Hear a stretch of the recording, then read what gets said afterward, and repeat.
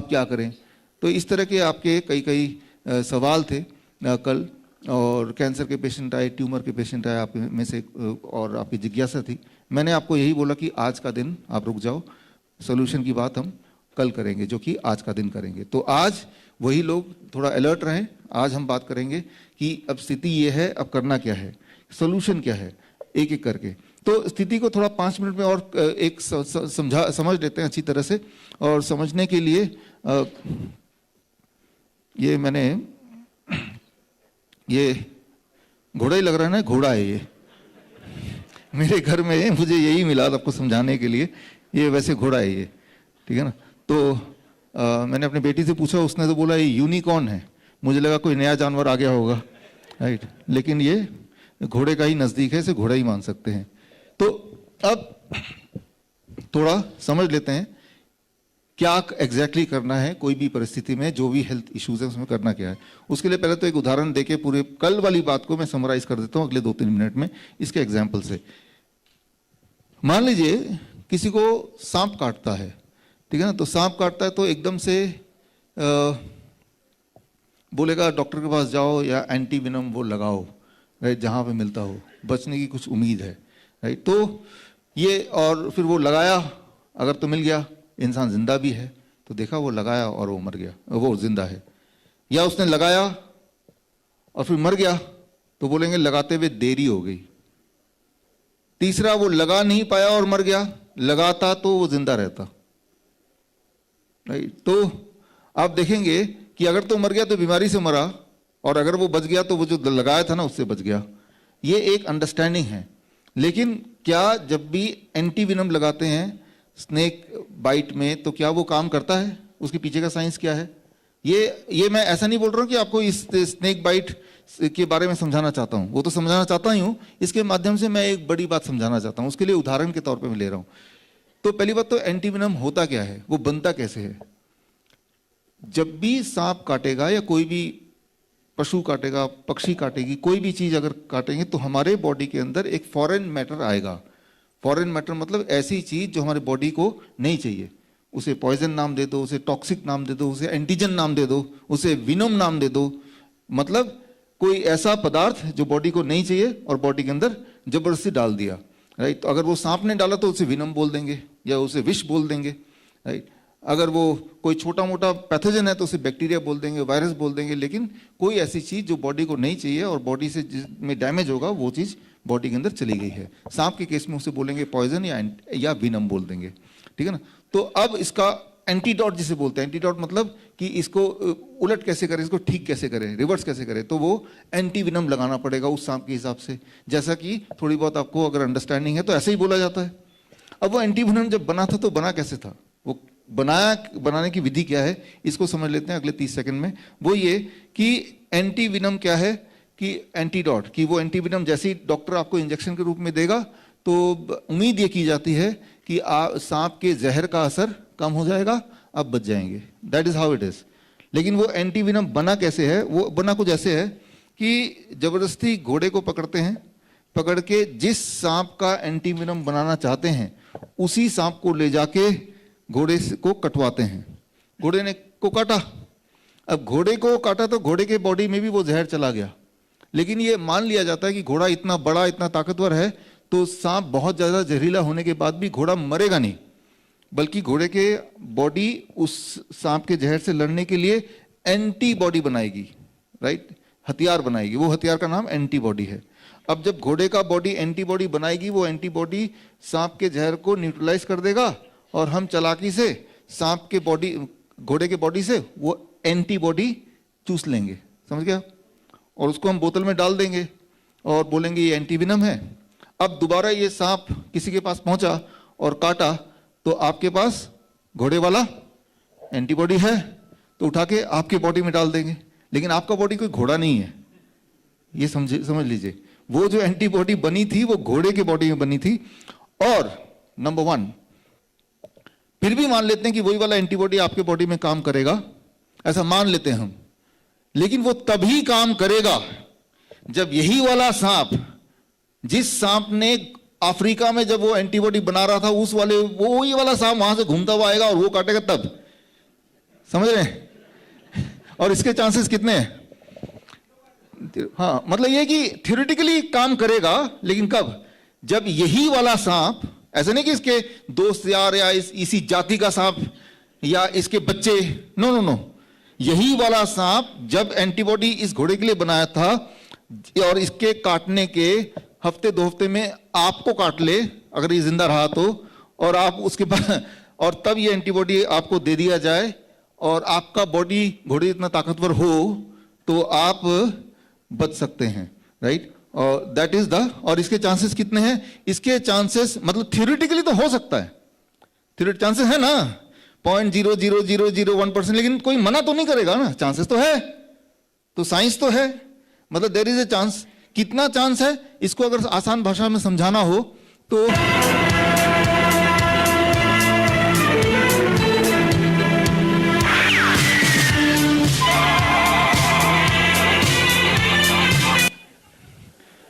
Chances है ना। Thank you friends, thank you, thank you. तो अगर कोई बोले कि ऐसा हो सकता है क्या, हो भी सकता है ना, करोड़ों बार करेंगे, एक बार तुक्का लग जाएगा, राइट? तो जितना चांसेस इसके होने के हैं उससे ज्यादा चांस नहीं कि आपका वो एंटीवेनम काम करेगा।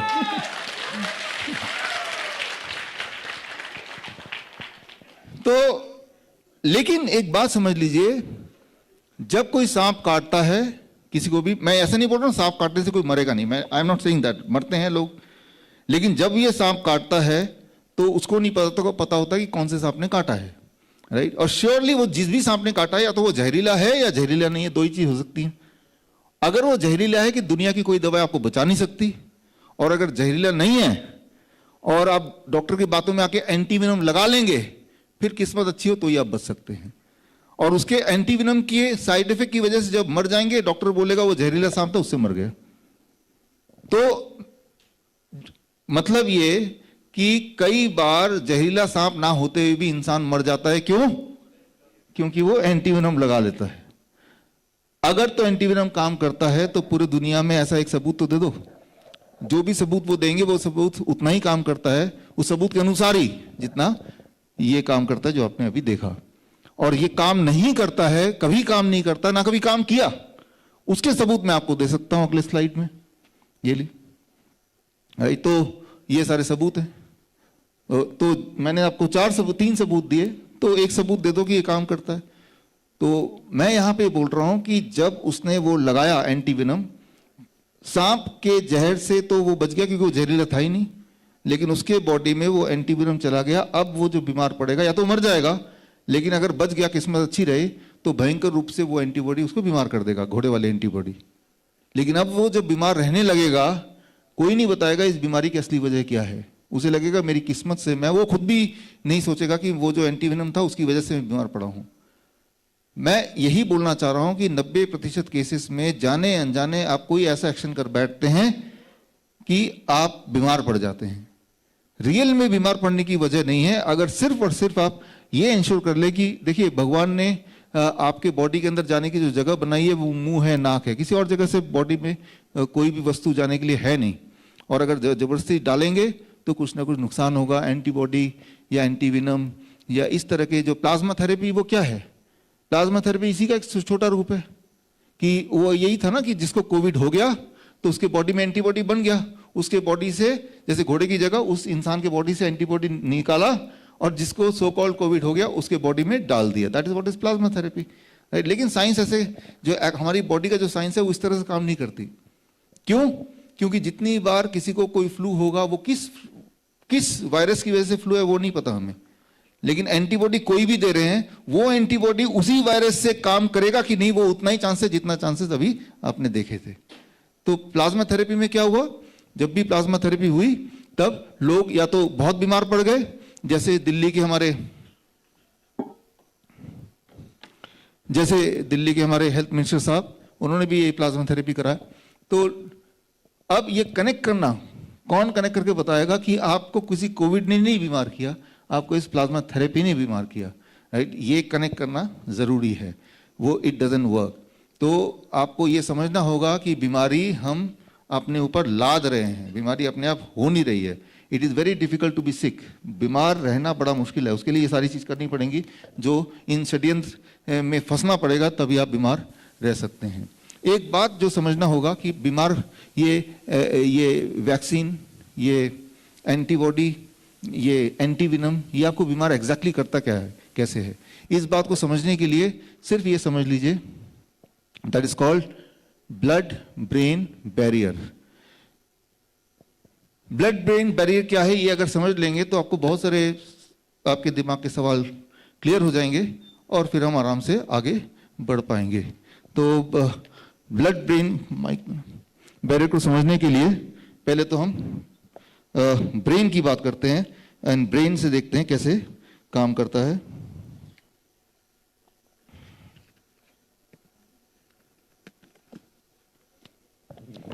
खोलना इसको।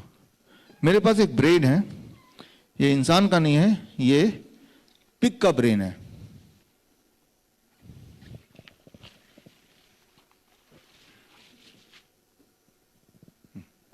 ठीक है, ये जो आप देख रहे हैं ये एक 60 किलो पिग का ब्रेन है। 60 किलो पिग का करीब 100 ग्राम का ब्रेन होता है। और इंसान और पिग में, सुअर में सबसे बड़ा डिफरेंस ये होता है कि 60 किलो इंसान का जो ब्रेन होता है वो करीब 1 किलो का होता है, यानी कि पिग के ब्रेन के 10 गुना, राइट। अगर पिग और ह्यूमन का एक ही वेट हो और दोनों का अगर ब्रेन कंपेयर करें तो ह्यूमन का ब्रेन का वेट पिग के वेट से कितना गुना ज्यादा होगा, 10 टाइम, राइट। लेकिन दिखने में कुछ ऐसे ही होगा, इसलिए मैंने आपको दिखाने के लिए ये पिग का ब्रेन। तो अब ब्लड ब्रेन बैरियर क्या है? ब्लड ब्रेन बैरियर मतलब कि ब्रेन, ये ब्रेन है कि ब्रेन इतना सेंसिटिव है कि ब्रेन के अंदर ब्लड को जाने की भी इजाजत नहीं है। ट्राई टू अंडरस्टैंड, ब्रेन के अंदर ब्लड को जाने की भी इजाजत नहीं है। ब्रेन इतना ज्यादा सेंसिटिव है, राइट। सिर्फ कुछ मॉलिक्यूल्स, कुछ विटामिन्स, कुछ मिनरल्स जैसे ऑक्सीजन है, कार्बन डाइऑक्साइड है, राइट, वही कुछ जाते हैं, बट ब्लड भी नहीं जाता है, right. That is called blood brain barrier.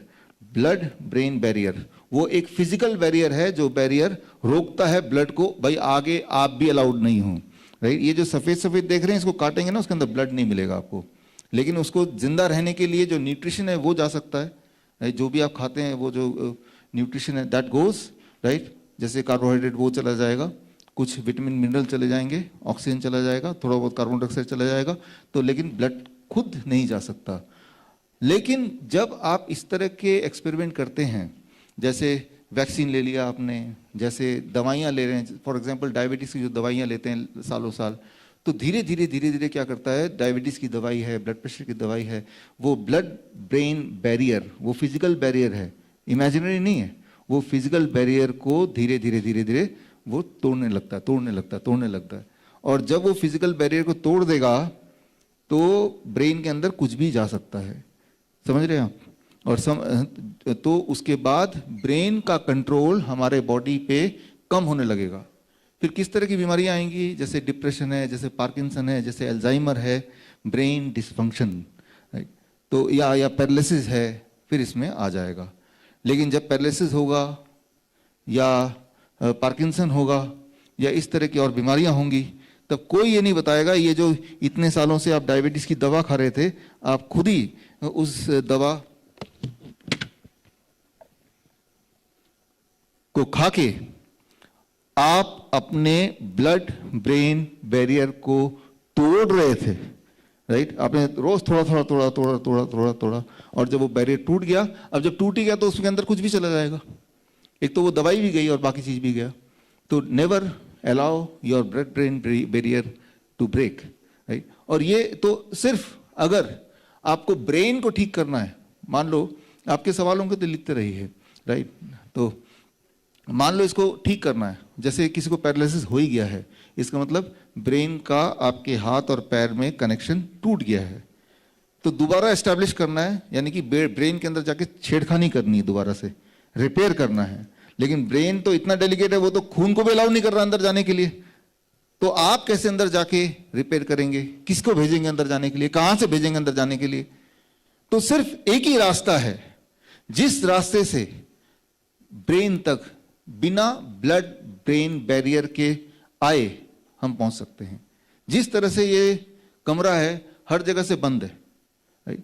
हो सकता है कि वो जो वहां पे वेंटिलेटर है वही एक रास्ता है बिना दीवार को तोड़े अंदर आने के, या ये दरवाजा है, राइट, अगर बिना दीवार को तोड़े आने के। ठीक उसी तरह से बिना ब्लड ब्रेन बैरियर को ब्रेक किए अगर ब्रेन तक पहुंचना है तो सिर्फ एक ही रास्ता है, एंड ये आयुर्वेद में बोला गया है, वो रास्ता है आपका नाक, नोज।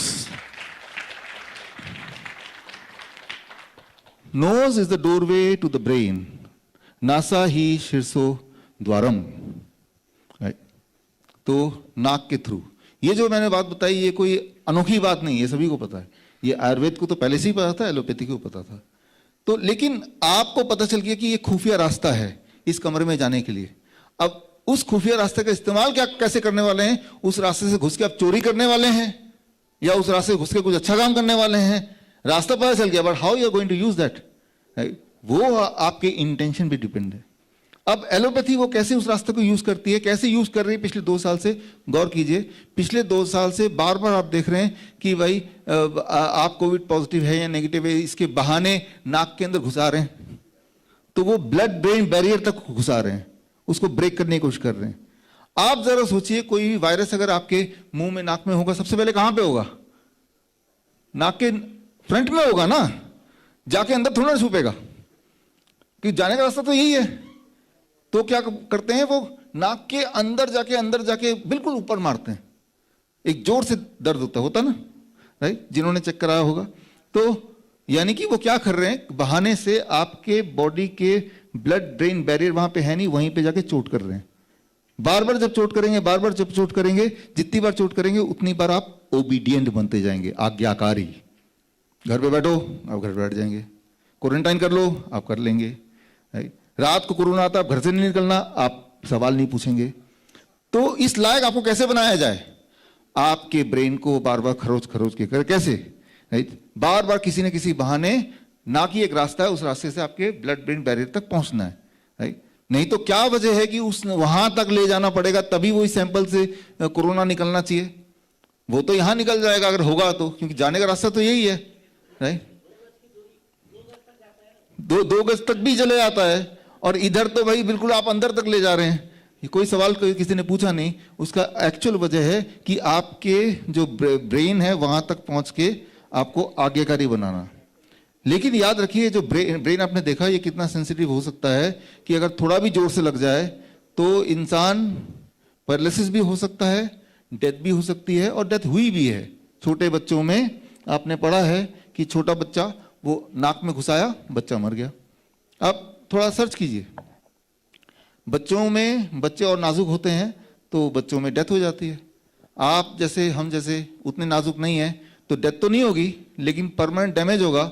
आपको सुस्ती आएगी, आपको लगेगा कि मुझे सोचने की शक्ति कम हो गई, आपको लगेगा मैं भूलने लगा हूं, लेकिन आप ये रिलेट नहीं कर पाएंगे ये हुआ क्यों, ये हुआ कैसे, राइट? तो इस तरह से तो बस इतना करना है कि नासा ही शीर्षो द्वारम, आपको पता चल गया रास्ता तो यही है। जो भी गड़बड़ करना इस रास्ते से कर दो, सही रहेगा। एक गड़बड़, नाक में बार बार खरोचो, और अगर ऐसा नहीं हो पाए तो नाक को ब्लॉक ही कर दो, राइट? ये जो है इसका मेन मकसद क्या है? मेन मकसद कि जब ये ब्लॉक करेंगे तो जो अगर कोई वायरस है भी तो नमी आएगी और वो उसके नाक के अंदर जाने की पॉसिबिलिटी और बढ़ जाएगी। Instead of breathing carbon oxygen, you are actually breathing carbon dioxide, right? अपनी फेंकी हुई ब्रीदिंग को ही वापस नाक में ले रहे हैं। और नाक ही एक ऐसा रास्ता है जो सीधे ब्रेन को जाता है, सीधे ब्रेन को जाता है, जिसको इस्तेमाल कर सकते हैं अच्छे के लिए भी, जिसको इस्तेमाल कर सकते हैं खराब के लिए भी। तो अभी तक तो पिछले 2 साल का आपको एक्सपीरियंस है, राइट? सवाल यह आता है कि अगर कोई मास्क लगाता है तो क्या कोई उससे बीमारी बचती है, इन्फेक्शन कम होता है, कोविड फ्लू वगैरह कम होता है उन लोगों को? इस पे कोई शोध है? इस पे रिसर्च हुआ है, सीडीसी का रिसर्च हुआ है, सेंटर फॉर डिजीज कंट्रोल, और रिसर्च में ये निकला कि जो लोग मास्क लगाते हैं लगातार उनमें कोविड होने के चांसेस, कोविड सो कॉल्ड हम तो इसको फ्लू बोलते हैं, इन्फेक्शन होने के चांसेस 20 गुना ज्यादा है, 2000% ज्यादा है इन कंपैरिजन टू जो कभी मास्क नहीं लगाता। तो ये तो सामने ही है, नहीं? और ये किसका है? सीडीसी का। अगर आपको रिसर्च पेपर पढ़ना है, ये हमने ये जो बुक छापी है इसका पेज नंबर 16 पे मिल जाएगा रिसर्च, राइट, जो हमने पिछले साल रिलीज की थी। हमने 2 साल पहले भी रिलीज की थी, नाइस क्यूरेटिव क्योर कोविड-19, पेज नंबर 42 में जाएंगे, ये लिंक में आपको दोनों किताबें मिल जाएंगी। आप देखेंगे कि रिसर्च पेपर जितने भी अभी तक आए हैं, जब से लोग मास्क लगाने की बात करते हैं, अभी से नहीं, मास्क का जो है प्रयोग पहले पहले भी कभी कभी करते थे, हर बार रिसर्च पेपर में यही आया है मास्क लगाने से आप बीमार पड़ेंगे। और वो जितने सारे रिसर्च पेपर उन सबको कलेक्ट करके हमने इन किताबों में डाल दिया, आप देख सकते हैं। तो जबकि रिसर्च ये कह ही रहा है, उसके बावजूद भी ये चल रहा है, मकसद तो क्लियर है ना।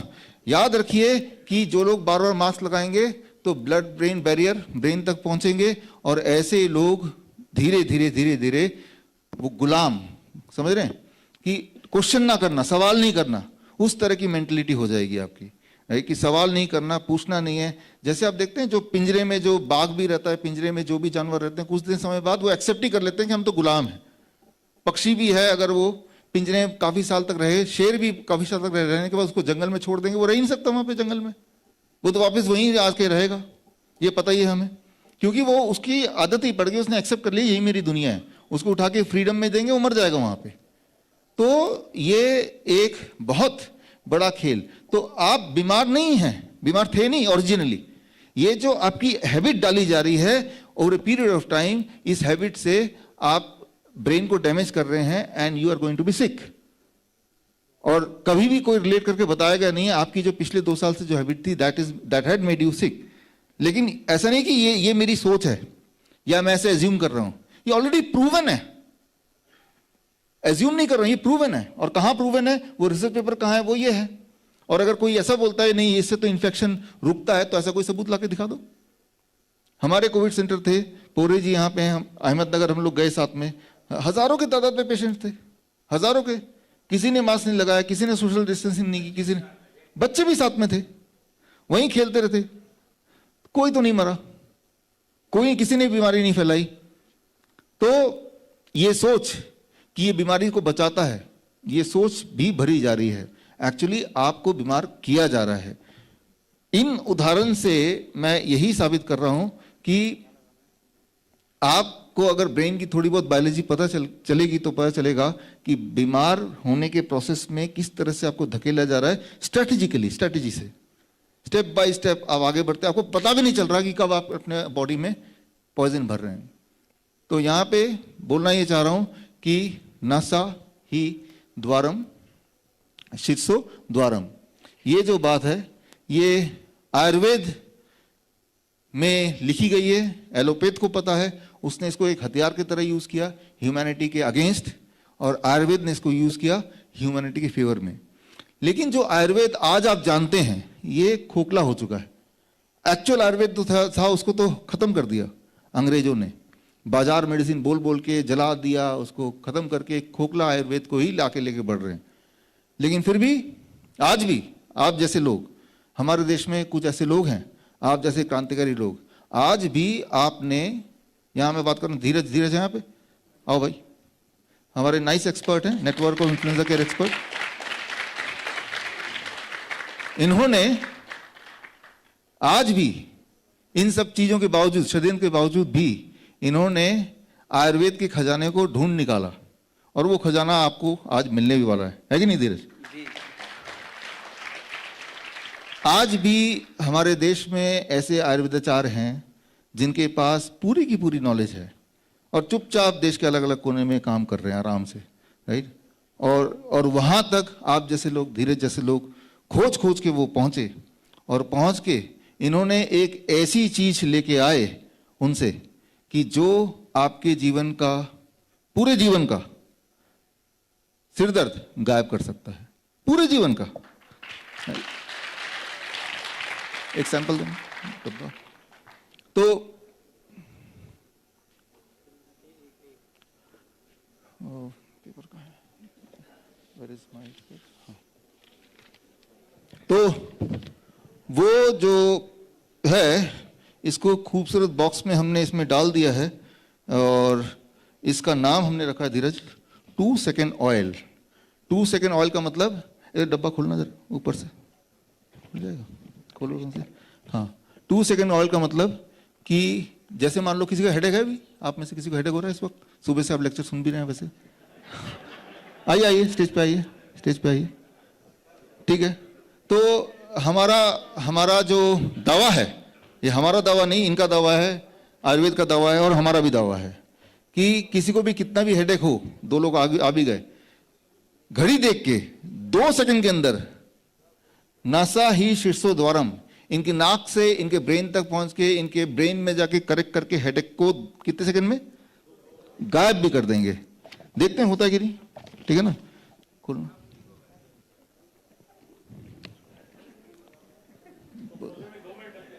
खोलने में 2 मिनट, क्योंकि इसके अंदर जो है ना माल वो सिर्फ 2 ml है। नहीं नहीं सर, मैंने ऑलरेडी बुक कराई हुई। अच्छा, आपको हेडेक है? हाँ, अच्छा, इसमें और लोग स्टेज पे मत आइए प्लीज, और लोग ना आए, क्योंकि मैं आपको जो बताने वाला हूँ उसके बाद वैसे भी आप नहीं आने वाले। सुन लीजिए, अगर तो हेडेक नहीं है और आपने इसको सूंघ लिया तो हेडेक हो जाएगा, ठीक है। रेडी? कैसे अभी हेडेक है इस वक्त? थोड़ा सा है, ठीक है, तो थोड़ा सा सूंघिए।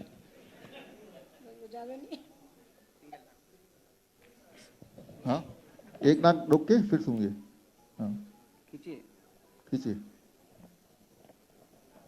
कैसा एक्सपीरियंस है? 2 मिनट 2 सेकंड हुए नहीं, 1 2 सुन जैसा कुछ। हाँ, आप दिमाग में आप जरा सूंघिए, जोर से सूंघिए, बस बस बस बस। जैसे ऑयल के अंदर ना लहसुन डाला हुआ है।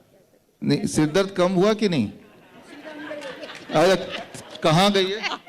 तो सब सीधा दिमाग में, सीधा ब्रेन में गई है। सिर दर्द कम हुआ कि नहीं? तो एक बार और लेंगे। था नहीं, देखिए। हाँ, आप लीजिए, बुक करा रखा है। हाँ। कुछ महसूस हो रहा है? हाँ, कुछ असर हुआ? थोड़ा बहुत असर हुआ। थोड़ा बहुत असर हुआ। आप करो, जोर से करना। हो रहा है? हो रहा है ना? ज्यादा खींच लिया, सिर पे चला गया। आप बताओ। अच्छा, एकदम बिल्कुल अच्छा, पूरे सिर में एकदम से जैसे करंट की तरह जा करके उसको रिलैक्स फील हुआ। ये आपने सही डेफिनेशन बोला, इन्होंने सबसे सही बोला, ऐसे ही होता है, ठीक है। Thank you thank you thank you. आप सिर दर्द है आपको? एक नाक बंद करो। नहीं, ज्यादा जोर से नहीं भाई।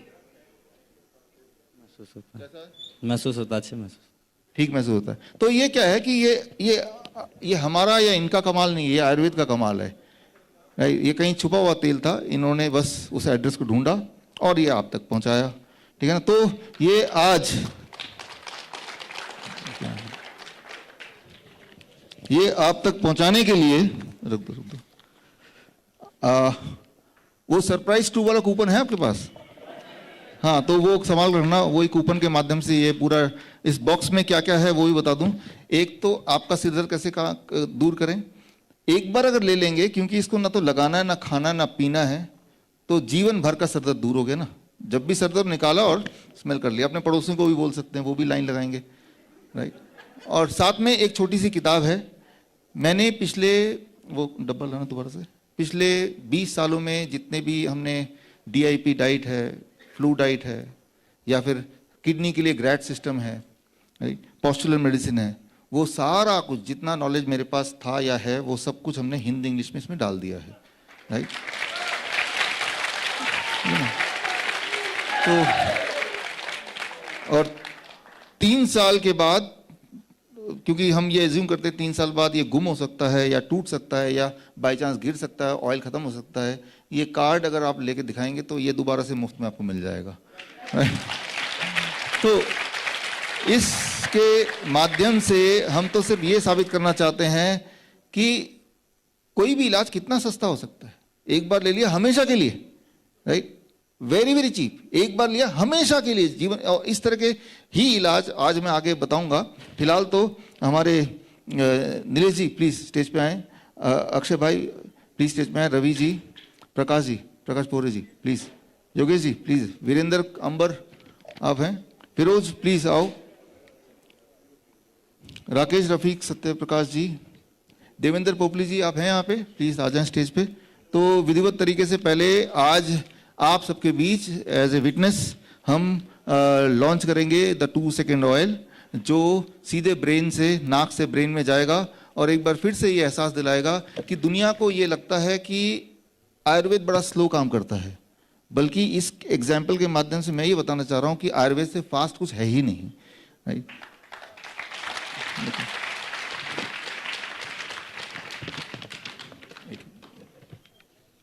कोई रह तो नहीं गए, कोई रह तो नहीं गए, आगे नमिता, डॉक्टर नमिता आप भी आ जाओ।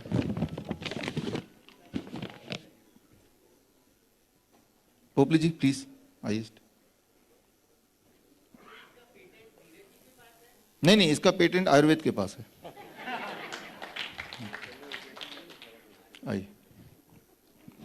तो इस मौके पे ये दुनिया के सामने अब ये ऑफिशियली रिलीज हो गया, हेडेक रिलीफ इन 2 सेकेंड्स।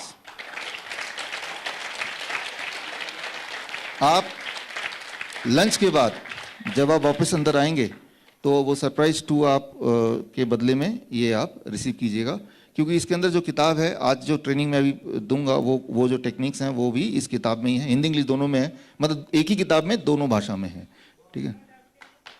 देखिए ये जो हमने बनाया है, दिस इज जो प्रोडक्ट है दैट इज 100 रुपीज़, 100 रुपये में जीवन भर के लिए, है ना। 100 रुपीज़ जीवन भर का, आपका सिरदर्द भी दूर करेगा, देश का सिरदर्द भी दूर करेगा, राइट।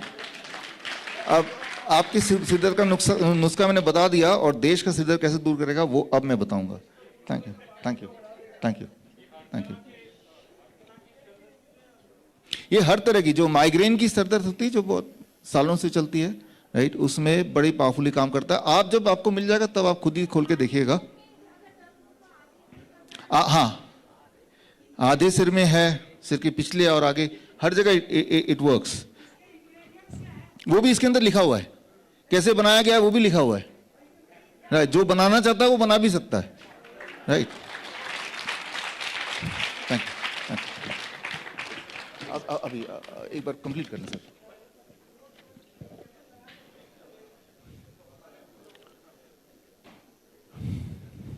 अब अभी जो आप पिछले अगले 2 मिनट में देखने जा रहे हैं, ये मान लीजिए कल और आज का सबसे इंपॉर्टेंट घड़ी अब है जो मैं बोलने जा रहा हूं, सबसे ज्यादा इंपॉर्टेंट। बल्कि मैं तो ये बोलने जा रहा हूं कि आप में से बहुत सारे ऐसे पार्टिसिपेंट जिन्होंने मेरे बहुत सारे वीडियोस और बुक्स पढ़े हैं, लेकिन उनमें से भी अब तक जो भी चीज मैंने बताया होगा, उनसे भी सबसे ज्यादा इंपॉर्टेंट जो है वो मैं अगले 2 मिनट में, 2-3 मिनट में बताने जा रहा हूं।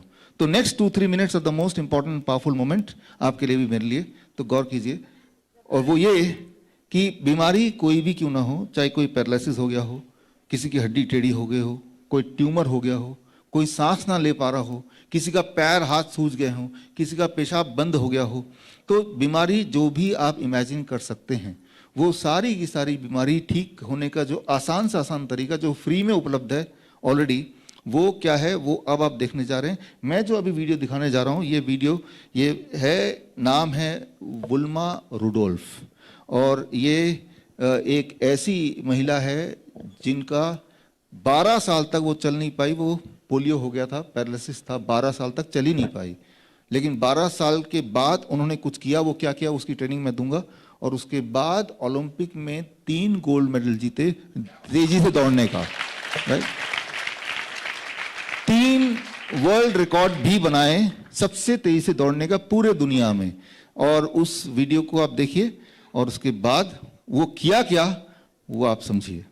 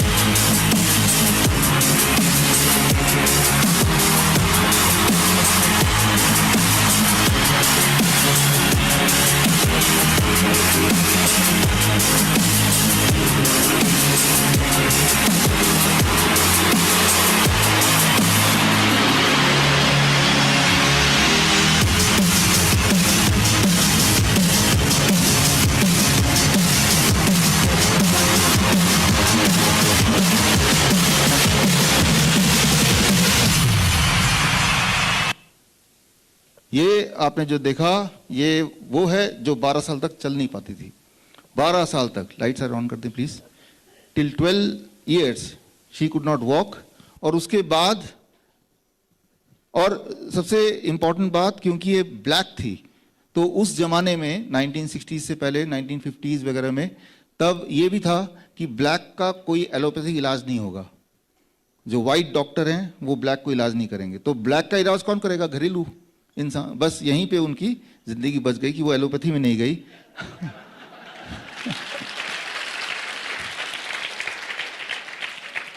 तो ये उनकी बायोग्राफी है, विल्मा रुडोल्फ बायोग्राफी। इस बायोग्राफी, और मैंने और रिसर्च किया कि ये ठीक कैसे हुई, और ठीक होना तो चलो एक मिराकल है ही, ठीक होके वर्ल्ड रिकॉर्ड बनाना 3-3, ये कैसे हो गया? वो एलोपैथी में नहीं गई, वो तो बात समझ आती कि और खराब करने से बच गई, लेकिन ठीक कैसे हुए, और ठीक कैसे हुए वो ये बुक है। और इसमें लिखा है कि ठीक होने के लिए एक ब्लैक घरेलू, एक वहाँ का, जैसे यहाँ ट्रेडिशनल डॉक्टर होते हैं आयुर्वेद, वहाँ के ब्लैक आयुर्वेदाचार मान लीजिए, वहाँ के हिसाब से ट्रेडिशनल डॉक्टर ने बोला अगर इनको ठीक करना है कि दोबारा ये चल पाए दौड़ पाए, सिर्फ 2 ही शब्द, heat and water therapy, heat and water therapy.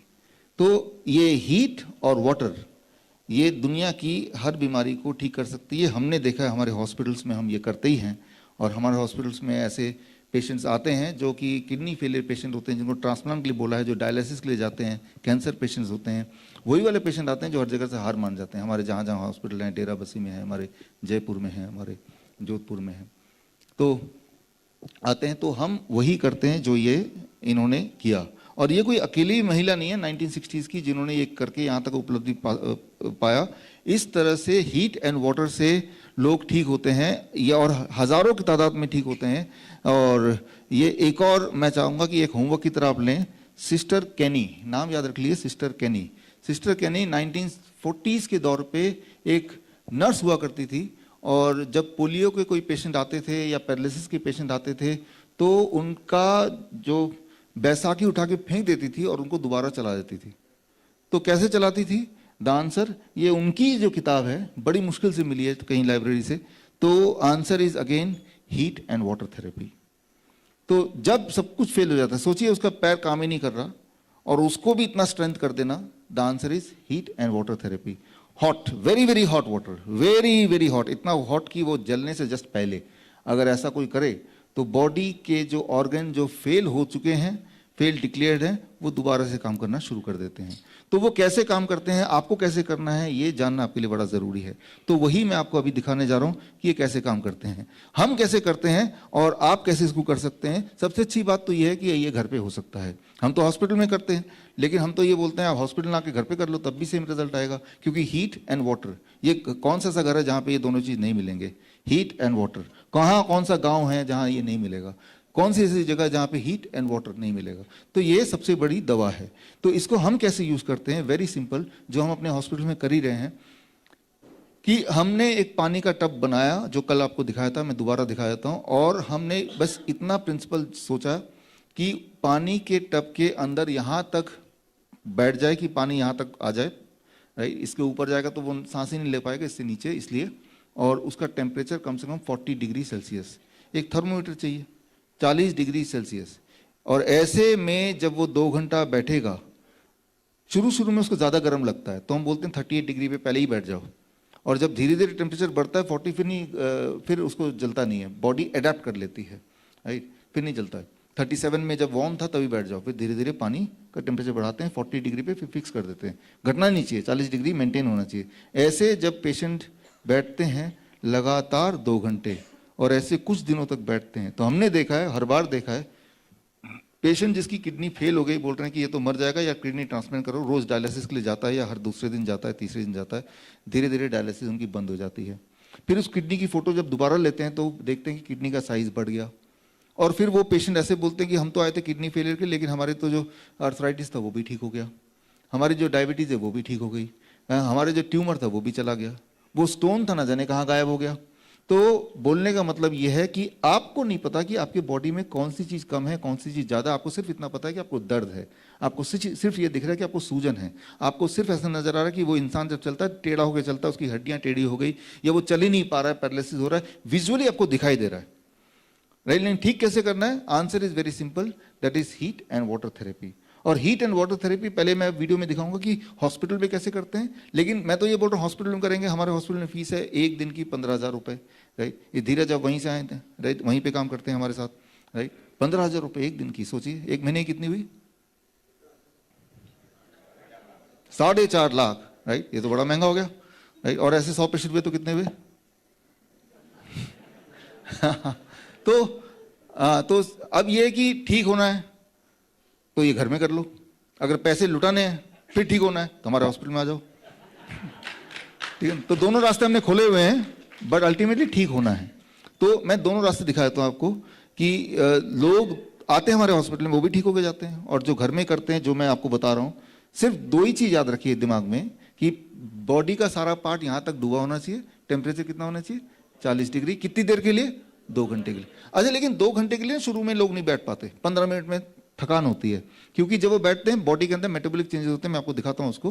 तो हम बोलते हैं 15 मिनट बैठो, अगले दिन 20 मिनट बैठो, ऐसे करते करते 2 घंटे तक ले जाओ। तो ये सारी फ्लेक्सिबिलिटीज हैं, ये सारी ट्रेनिंग का पार्ट है, जो आपको बुक मिलेगी छोटी सी, उसमें सारी छोटी छोटी बातें लिखी हुई हैं ताकि आप समझ जाएं। जितना आसान आपको लग रहा है उससे भी ज़्यादा आसान है। ऐसा कुछ भी नहीं कि इसमें कोई खास एक डॉक्टर आपके आसपास सुपरविजन करेगा तभी आप कर पाएंगे, ऐसा नहीं है, ऐसा बिल्कुल नहीं है। थोड़ा कॉन्फिडेंस रखिए, कोशिश कीजिए, आप कर पाएंगे। खास तौर पे वो आप में से जो आए थे कि अपनी बच्ची का हड्डी पीछे टेढ़ी हो गई, डॉक्टर ने बोला सर्जरी करना है, मैं यही बोल रहा हूँ कि सर्जरी कभी मत कराइए। अभी तो फिर भी टेढ़े होने के बाद बच्चा सारा काम कर पाता है, वो बिल्कुल ही पैरालाइज्ड बच्चा हो जाएगा सर्जरी के बाद, और वो डॉक्टर तो हाथ खड़े कर ही देंगे। हाँ, क्योंकि मैंने देखा है सर्जरी के बाद पेशेंट्स की हालत कितनी खराब हो जाती है। और तो आप लिखते रहिए please, whatever is your question please keep on writing, will try to have a question answer round. तो अब हमारे हॉस्पिटल में जो पेशेंट करते हैं वो क्या है, और उसके बाद ये घर पे जो करते हैं वो कैसे जुगाड़ करते हैं, वो भी आगे इसी वीडियो में आप देखिए। फिर मैं आगे चलता हूं आपको। ये आप देखिए विल्मा रूडाउन, हीट एंड वाटर थेरेपी, वो जो बुक दिखाई थी बायोग्राफी, उसी का ये पेज आप देख रहे हैं यहाँ पे। अब चलते हैं हमारे हॉस्पिटल के वीडियो पे। अब देख रहे हैं यहाँ पे, ये वो पेशेंट हैं जो किडनी फेलियर पेशेंट हैं, कुछ कैंसर पेशेंट हैं जो मॉर्फिन पे रहते हैं, नहीं तो बहुत दर्द होता है। तो ये उस तरह के सारे पेशेंट्स हैं, और बस उनको इतना करना है कि 2 घंटे उनको बैठना है पानी में, जिस तरह से बैठे हुए हैं आराम से। कोई आधा घंटा बैठता है, कोई 1 घंटा बैठता है, कोई 2 घंटा बैठ पाता है, कोई दिन में 2 बार 1-1 घंटे कर लेते हैं। इस तरह से जितनी उनकी स्टेमिना उस हिसाब से वो बैठते हैं, जैसा आप देख रहे हैं। तो हर एक का आप देख रहे हैं कि लगभग गले तक पानी है, और पानी का टेम्परेचर मेंटेन करने के लिए पीछे जो इक्विपमेंट्स हैं उससे वो 40 डिग्री मेंटेन करने की कोशिश कर रहे हैं। ये जयपुर में का हॉस्पिटल अगर जाएंगे तो जयपुर में इस तरह से लगे हुए हैं। तो एक फीमेल सेक्शन है, ये मेल सेक्शन है। मेल सेक्शन का आप ये फोटो देख रहे हैं। तो ये जोधपुर में जो हमारा हॉस्पिटल है वहाँ पे पेशेंट बैठे। तो देखिए हीट एंड वाटर वो आपके बॉडी के सारे ऑर्गन्स को एक्टिवेट कर सकती है, कर देती है। अब ये घर पे बैठे हैं,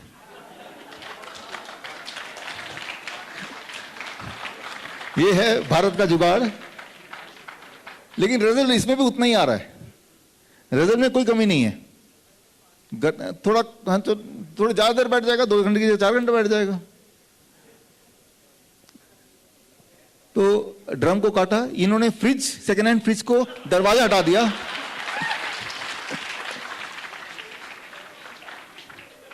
$2000 का सेकेंड हैंड फ्रिज मिल गया, दरवाजा उनको तोड़ दिया। ये बाथरूम में इन्होंने एक दीवार लगा दी और गीजर से पानी, और इन्होंने उस तरह जुगाड़ किया। ये इंजीनियर साहब है, इन्होंने एक खास अपनी इंजीनियरिंग का कमाल दिखाते हुए डिजाइन किया, और ये लोगों को भी, ये जिनको चाहिए वो इनसे ले सकते हैं। तो इस तरह से अमरावती का सर, हाँ अमरावती का।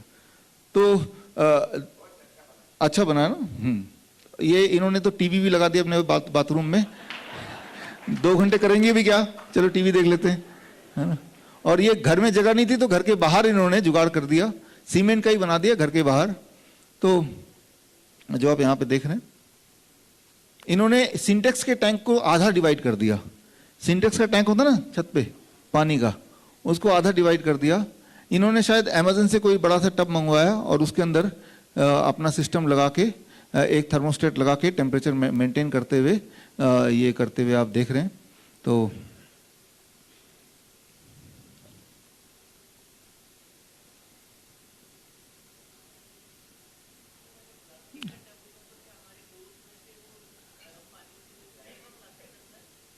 प्लास्टिक के टब हैं इसमें काफी सारे, नहीं जाएगा, ऐसे नहीं जाएगा। इन्होंने गड्ढा खोदा और उसमें पॉलिथीन लगा के और उसी में इन्होंने, इनका फोन नंबर भी है, अगर आप चाहते हैं 1500 रुपए में आपके घर के वहां गड्ढा खोद के बना के दे सकते हैं आपको, ये सर्विस भी है। हाँ, तो बॉम्बे में तो पहले से ही खड्डे हैं बस उसमें लेटना ही है। ये अजमेर के हैं ये पेशेंट, इन्होंने जुगाड़ से देखी किस तरह से बना रहे, बच्चा डायलिसिस फ्री है पूरी तरह से, जो हफ्ते में 2 बार डायलिसिस पहले चलता था, तो इन्होंने अपने घर के सामान से जुगाड़ से ये बनाया हुआ है। तो this is called heat and water therapy, हम इसे बोलते हैं ग्रैड सिस्टम। Thank you. इसे कहते हैं ग्रेविटेशनल रेजिस्टेंस। ग्रेविटेशनल रेजिस्टेंस, इसमें what is working, gravitational resistance काम कर रहा है। प्रिंसिपली क्या काम कर रहा है, जैसे अभी मैं खड़ा हूं तो एटमॉस्फेरिक प्रेशर मेरे सिर के ऊपर है, दैट इज 1 एटमॉस्फेरिक प्रेशर, जो आपके सिर के ऊपर भी है। लेकिन जब ये पानी में बैठते हैं तो पानी के नीचे जो पानी में डूबा हुआ बॉडी, उसमें पानी वाला प्रेशर भी है, दैट इज अबाउट 2%, 2% और ज्यादा प्रेशर है। ये जो प्रेशर डिफरेंस है बिटवीन अपर सिर और लोअर बॉडी, ये प्रेशर डिफरेंस बॉडी के अंदर कई सारे मेटाबॉलिक चेंजेस ले आता है, ब्लड रीडिस्ट्रीब्यूट होने लगती है, गर्मी की वजह से स्वेटिंग होने लगती है, हार्ट रेट बढ़ने लगता है और जो स्ट्रोक वॉल्यूम वो भी बढ़ने लगता है। और इससे एक खास तरह का प्रोटीन जो बॉडी में अधिक मात्रा में बनता है, that is called heat shock protein. और जब ये अधिक मात्रा में बनता है तो धीरे धीरे वो जो ब्लड ब्रेन बैरियर के जो ब्रेक हो गया था या उसमें जो डैमेज हो गया था वो धीरे धीरे ठीक होने लगता है और पेशेंट 1 महीने, 2 महीने, 3 महीने में पूरी तरह ठीक हो जाता है। As simple as that. तो ये सारा जो मैंने आपको बताया, अगर आपको इसको डिटेल में पढ़ना है, इसमें आयुर्वेद का पूरा रेफरेंस देखना है, तो वो सारा इकट्ठा करके मैंने इस किताब में डाल दिया है। ये किताब आप यहाँ से डाउनलोड कर सकते हैं, एंड ऑफ ट्रांसप्लांट। ये किताब हालांकि हमने ज़्यादा फोकस किया इसमें किडनी ट्रांसप्लांट के पेशेंट्स पे, मतलब जिनको किडनी ट्रांसप्लांट के लिए बोल दिया गया था but they did not go for that, वो हमारे पास आ गए और उनको किडनी ट्रांसप्लांट को मोस्ट ऑफ देम को जरूरत नहीं पड़ी और वो बिल्कुल ठीक हैं। तो ये उनके ऊपर ये किताब बनी है। लेकिन हमने ये देखा है कि आते हैं जो भी किडनी फेलियर के पेशेंट आते हैं, वो एक बीमारी नहीं होती, साथ में डायबिटीज भी है, साथ में हार्ट की बीमारी भी है। लेकिन जब वो ये थेरेपी करते हैं तो होलिस्टिक थेरेपी है, किडनी तो ठीक हो ही रही है, साथ में बाकी बीमारियां भी ठीक हो रही हैं। That is most important, right. Normally, thank you friends, normally क्या होता है कि हार्ट के लिए कहीं अलग डॉक्टर के पास जाओ, किडनी के लिए अलग डॉक्टर के पास जाओ। हमें बीमारी को नहीं ठीक करना है, हमें पेशेंट को ठीक करना है। और पेशेंट को ठीक करने का तो एक ही तरीका जो आपने अपने सामने देखा अभी, राइट। और इससे क्या होता है, व्हाट हैपेंस, जब आप ऐसा बैठते हैं तो सबसे इंटरेस्टिंग बात आप करके देखिएगा, ऐसा नहीं कि जो बीमार है उन्हीं को करना है, आप हेल्दी, आप और मैं भी ये कर सकते हैं और करना चाहिए। क्यों? क्योंकि हेल्दी है तो सही, लेकिन हमारे बॉडी में बहुत सारे टॉक्सिन भरे हो सकते हैं। तो आप एक्सपेरिमेंट कीजिए, अगर आप कर सके तो आप पहले अपना वेट लीजिए, आपका वेट कितना, मान लो 60 kg 70 kg, फिर इस पानी में 2 घंटे बैठिए इस तरह से, और उसके बाद पानी से निकलने के बाद बॉडी क्लीन करने के बाद दोबारा वेट कीजिए और आप देखेंगे 200 ग्राम, 300 ग्राम, 500 ग्राम, 1 किलो, 1.5 किलो, इतना वेट पहले दिन ही कम हो जाता है। वो जो वेट कम हुआ वो कौन सा वाला वेट था? Thank you friend. That is the access wait. उसमें एक्सेस क्रिएटिनिन है, एक्सेस यूरिया है, एक्सेस यूरिक एसिड है, एक्सेस शुगर है, राइट। तो हमें नहीं पता कि आप ज्यादा क्या कम है, हमें नहीं लेना देना। जो भी ज्यादा है वो बॉडी देख लेगी। आपने एक वातावरण दे दिया बॉडी को, that is heat and water therapy. तो जो वुल्मा रुडोल्फ का मैंने आपको दिखाया था, तो वो जो वर्ल्ड रिकॉर्ड जिन्होंने बनाया, ओलंपिक में 3 गोल्ड जीते, दुनिया की सबसे तेज दौड़ने वाली महिला, 12 साल तक वो चल नहीं पाती थी, पैरालिसिस था। उन्होंने यही किया कि अपने पैर को बहुत गर्म पानी में रखना शुरू कर दिया, अपने पैर को। उनकी जो प्रॉब्लम थी सिर्फ पैर तक लिमिटेड थी, ऊपर से वो छोटी थी उस वक्त, तो उनके लिए पूरे बॉडी की जरूरत नहीं, सिर्फ पैर बहुत गर्म पानी में 41 डिग्री सेल्सियस, 42 डिग्री सेल्सियस। लेकिन अगर अचानक 42 डिग्री सेल्सियस में पानी हाथ और पैर डालेंगे तो आपको जलेगा। तो करना क्या है, 37 डिग्री से जब है तभी पैर रख दिया, धीरे धीरे पानी का टेम्परेचर बढ़ता गया, आपका बॉडी अडेप्ट करेगा और धीरे धीरे वो ब्लड सर्कुलेशन से, जब कहीं गर्म होता है तो होता क्या है कि गर्मी से एक सिग्नल जाता है ब्रेन को कि यहाँ पे अलर्ट हैं, यहाँ पे रेड अलर्ट है, तो सारी इम्यूनिटी वहाँ खींची चली आती है और वहाँ जाके जो भी वहाँ पे करेक्शन है वो होना शुरू हो जाता है। आपको सिर्फ गर्मी पहुँचानी है उस जगह पे जहाँ पे कोई दिक्कत है, और वो जो भी दिक्कत है वो दिक्कत किसी टॉक्सिक की वजह से है या ब्रेन से सिग्नलिंग सिस्टम काम नहीं कर रहा उसकी वजह से है, वो वजह ढूंढने की आवश्यकता नहीं है, वो तो बॉडी करेगा। आपने माहौल दे दिया, let the body work, right. जब इस तरह से आप करते हैं then the things started working. अब जैसे जो हमारे फ्लू के पेशेंट्स हैं, खांसी जुकाम बुखार वाले, उनको पूरे यहाँ तक नहीं बैठना, ना ही इतना जुगाड़ कर पाएंगे, उनको सिर्फ हम बोलते हैं, आप देखिए इसमें कि ऐसे बाल्टी, मान लो आपको, आप एक्सपेरिमेंट करके देखिएगा, जब भी आपको फीवर हो, बुखार हो, जब भी बुखार हो, अगर आप 42 डिग्री सेल्सियस में पानी में बाल्टी में पानी गर्म कर लिया और दोनों पैर इस तरह से अगर रख दिए और ऐसा अगर आप बैठे रहे और साथ में ये जिसे हम जलनीति बोलते हैं, वो पिचकारी जलनीति, जैसी जलनीति सुनते हैं तो कोई लोग बोलते हैं कि जलनीति हम नहीं कर पाएंगे, मैं भी जलनीति नहीं कर पाता हूं। तो मैंने क्या किया, सॉस का एक बोतल ले लिया और इस बोतल में 200 ml पानी भरा 39 डिग्री सेल्सियस पे, और ऐसे करके जब आप पिचकारी की तरह करेंगे तो अपने आप ही पानी जादू की तरह यहां से जाएगा, अपने आप निकलेगा, पहली बार में, फर्स्ट टाइम में निकलेगा। तो हमने क्या किया, वो जो nose is the doorway to brain, उसको अपने फेवर में यूज किया। Nose is the doorway to brain. तो जब आप ऐसे, तो जलनीति नोज को डोरवे टू ब्रेन यूज करती है, लेकिन आपको ठीक करने के लिए। मास्क आप लगाते हैं तब भी नोज इज द डोरवे, लेकिन अपने आप को बीमार करने के लिए। तो ये जो चीजें हैं, कोई नई चीज नहीं बता रहा हूं मैं सिर्फ बता रहा हूं कि ये बहुत इफेक्टिव है और ये हर बार काम करती है। यही चीजों से हम लोगों को ठीक करते हैं। तो जैसे ही कोई फ्लू होता है, किसी को सर्दी जुकाम बुखार, तो सिंपल हीट एंड वाटर। लेकिन हीट एंड वाटर बॉडी को देना कैसे है, बहुत ही सिंपल। 42 डिग्री सेल्सियस में आपने देखा कि यहाँ पे वो बैठना है पानी में, और साथ में 39 डिग्री सेल्सियस पे 200 ml पानी लेके 100 ml इस नाक से 100 ml इस नाक से आपको जलनीति करनी है, जो कि बड़ा आसान है। और तीसरा, ये 80 डिग्री सेल्सियस पानी में पानी भर लेना, मतलब वेरी हॉट, उसको सिप करना है। वार्म वाटर नहीं बोल रहा, हॉट वाटर। आधा घंटे बाद आपका टेम्परेचर 1 डिग्री और बढ़ जाएगा, और उसके आधे घंटे बाद टेम्परेचर नॉर्मली हो जाएगा जाके नीचे। Fever is not a disease, fever तो आपका एक प्रोटेक्टर है, वो तो बॉडी का एक तरीका है वायरस से लड़ने का। तो आपने बॉडी को सपोर्ट कर दिया। तो हमने देखा कि 1 घंटे से 2 घंटे के अंदर पेशेंट का जो फीवर है उतर जाता है। लेकिन हमने फीवर उतारने की कोशिश नहीं किया, हमने क्या किया, उल्टा गर्मी देके फीवर को और बॉडी को सपोर्ट कर दिया कि अच्छा फीवर चाहिए, let me give artificial fever, artificial. तो ये आप क्या सीख रहे हैं, heat and water therapy, right. जो गंभीर बीमारी के लिए पूरे बॉडी में डुबोना है, और अगर इस तरह का फ्लू है, सर्दी जुकाम बुखार है, और आपको लगता है कि 1-2 घंटे में ठीक होना है, तो ये उसका ये जुगाड़ है। लेकिन इस तरह से बहुत सारे अलग अलग मेडिकल सिचुएशन में अलग अलग जुगाड़ है। तो वो अलग अलग जुगाड़ अगर मैं इस तरह का ट्रेनिंग में लूं तो आज का पूरा दिन इसी में निकल जाएगा। वो छोटी सी बुक में मिल जाएगा। जो मेजर पार्ट है उतना मैं आपको बता देता हूं, ये ज्यूम करते हुए कि ये बेसिक चीज आपको समझ आ गई, बाकी किताब से आप पकड़ ही लेंगे चीजों को। तो याद रखिए, जब इस तरह से करते हैं तो बॉडी के अंदर जो भी पैथोजन गया है, पैथोजन मतलब कोई वायरस गया हो, बैक्टीरिया गया, हमें नहीं पता पैथोजन गया भी कि नहीं, लेकिन हमें ऐसा महसूस हो रहा है कि भाई अनईजी लग रहा है, फीवर लग रहा है, सर्दी जुकाम बुखार हो गया, वो हमें दिख ही रहा है।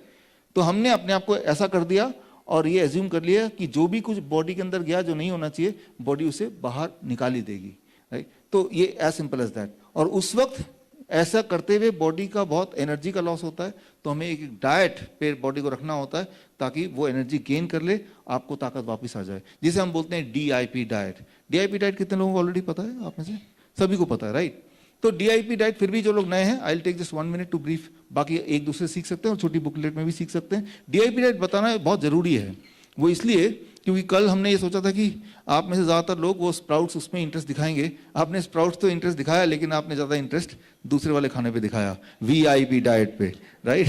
तो लेट आने की वजह से, ठीक है। तो DIP diet is as simple as that कि सुबह फल खाना है पेट भर के, राइट, इस फॉर्मूले के हिसाब से। यानी कि अगर मेरा वेट 70 kg, कम से कम 700 ग्राम, कम से कम। और फलों में कोई डिस्टिंक्शन नहीं है। अगर आप डायबिटीज़ के पेशेंट हैं, डायबिटीज़ के सिम्टम्स हैं, तो मीठे फल जरूर खाना है और पेट भर के खाना है।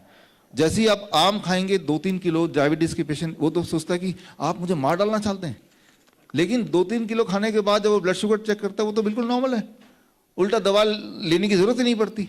तो जो मीठे फल है ना, वो डायबिटीज़ को ठीक करती है, आपको और बीमार नहीं करती है। मैं तो ये भी बोल रहा हूँ कि भाई आप फल में डिस्टिंक्शन नहीं कीजिए, जो भी फल आपको पसंद है वो खा लीजिए, बीमार हैं या हेल्दी हैं। स्टेप 2 कि जब भी आप लंच करने बैठें या डिनर करने बैठें, पहले सलाद पेट भर के खा लीजिए। कितना? कम से कम तो आपके बॉडी के वेट के अनुसार, आपका बॉडी वेट इंटू 5। मेरा बॉडी वेट 70 kg इंटू 5, 350 ग्राम तो खाना ही खाना है। और डिनर में भी ऐसे ही करना है। सिर्फ 2-3 चीज़ छोड़नी है। जो भी चीज़ जानवरों से निकल के आती है, चाहे वो डेयरी प्रोडक्ट क्यों ना हो, छोड़ दीजिए। जो भी चीज़ फैक्ट्री से निकल के आती है, छोड़ दीजिए। और धूप में ज़रूर बैठिए रोज़।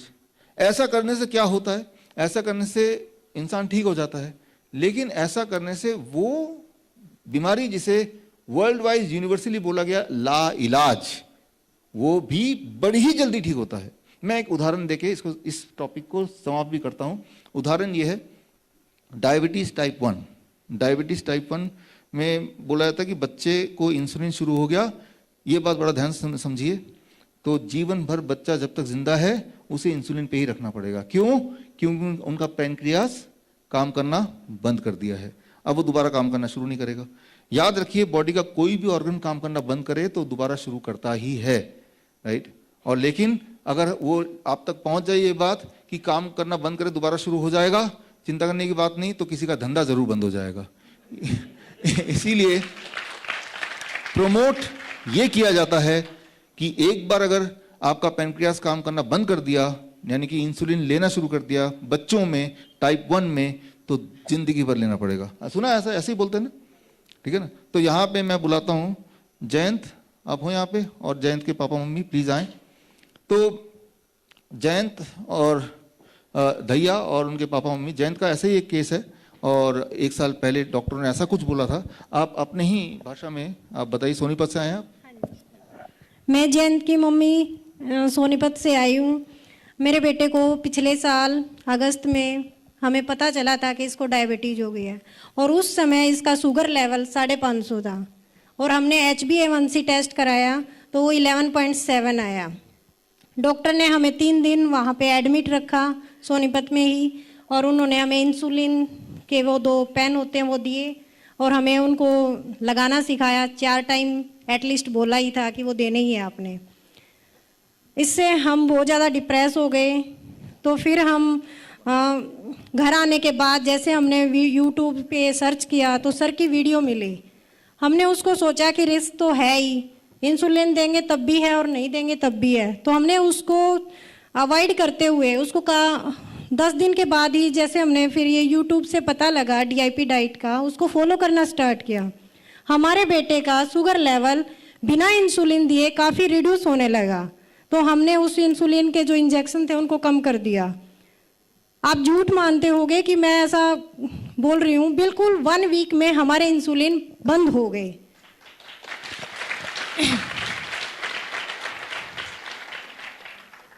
और अब 1 साल हो गया है, इसको कभी भी हमें इंसुलिन नहीं देना पड़ा है, और इसका शुगर लेवल कभी भी 150 से अबव नहीं गया है, बिल्कुल भी।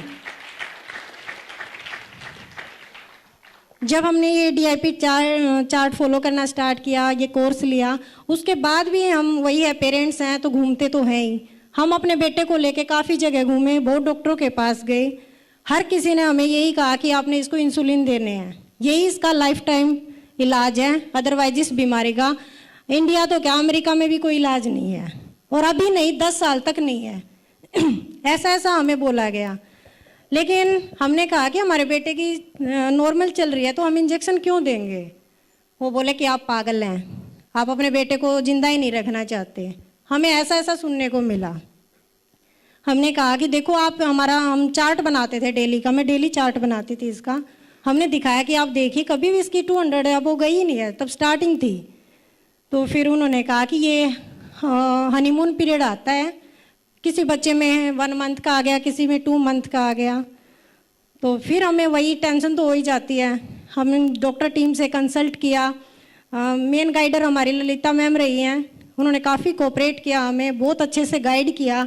मैम ने कहा कि आप फॉलो करते रहिए, आपको ऐसी कोई प्रॉब्लम नहीं आएगी। तो सच में आज तक हमें ऐसी कोई भी प्रॉब्लम नहीं आई है।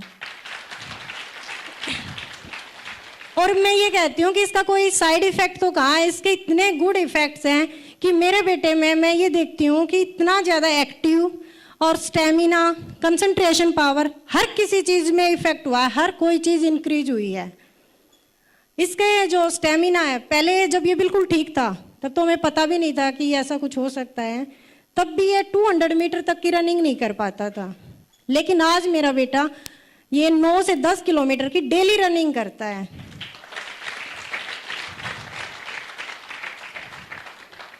तो मैं ये कहती हूँ कि जो सर की गाइडेंस मिली हमें, सर तो हमारे लिए भगवान है। मैं सर का धन्यवाद करने के लिए मेरे पास कोई शब्द ही नहीं है। और कुछ का कहना होता है कि जैसे बहुत महंगी पड़ती है, इतनी फीस है, ये मैं ये कहती हूँ कि हमने DIP चार्ट लेने के बाद भी हमने डॉक्टर से विजिट किया तो उन्होंने इंस्टॉलमेंट पे ही 3-3 दिन के गैप पे बुला रहे हैं और क्या कर रहे हैं, सिर्फ इंजेक्शन लगाना सिखा रहे हैं, उसे डबल फीस हमने वहाँ दे दी। तो ये होता है कि हमें लगता है कि नहीं, वहाँ पे एक साथ दे रहे हैं कि इतना है। लेकिन मैं ये कहती हूँ कि आप अगर किसी को कोई ऐसी प्रॉब्लम हो जाती है या किसी रिलेटिव्स के हैं तो प्लीज़ आप इस चीज़ को ज़रूर फॉलो करें, क्योंकि ये मेरा एक्सपीरियंस है। मैं ये कहती हूँ कि सच में हमें अपना मेरे बेटे की ज़िंदगी बन गई। अगर मैं इंजेक्शन देती तो मुझे नहीं लगता कि ये ऐसा होता, ये ऐसे कर पाता। इम्यूनिटी सिस्टम भी इतना स्ट्रोंग हो गया है इसका कि अभी तक ये कभी इसको 1 बार 2 दिन के लिए बुखार हुआ था जनवरी में, अदरवाइज अब 1 साल हो गया है इसको कभी बुखार, कोल्ड, कफ कुछ भी नहीं हुआ है, बिल्कुल। हाँ जी, ये 11 इयर्स का हो जाएगा अब। जब हुआ इसका 10 इयर्स का था, ये अगस्त में हुआ था इसको, जुलाई में इसका बर्थडे आता है। जयंत जुलाई 25 को बर्थडे, एक बार हाथ हिला के दिखा दो। बस यहाँ जाओ, ऊपर बस से आ बस, जाओ, ठीक सीधे ठीक से। ठीक ठीक, ग्रेट ग्रेट ग्रेट, ये मेरा बेटा है। वंडरफुल, ठीक है, धन्यवाद धन्यवाद, thank you thank you thank you sir. Thank you thank you, धन्यवाद। तो आपने देखा ये जो डाइट है, ये कोई मेरा बनाया हुआ डाइट नहीं, हम तो इसको DIP डाइट बोलते हैं, लेकिन है क्या, फल और सब्जी तो है, राइट। लेकिन एक बात मैं अलर्ट भी करना चाहता हूँ आपको, एक मुसीबत में पड़ सकते हैं अगर आपने किसी को बोला कि आप ये DIP डाइट ले लीजिए, आपकी डायबिटीज़ ठीक हो जाएगी, ऐसा आपने बोल दिया तो जैसे कि मैं बोलता रहता हूँ, तो हमारे ऊपर FIR हो गया ऑलरेडी, राइट।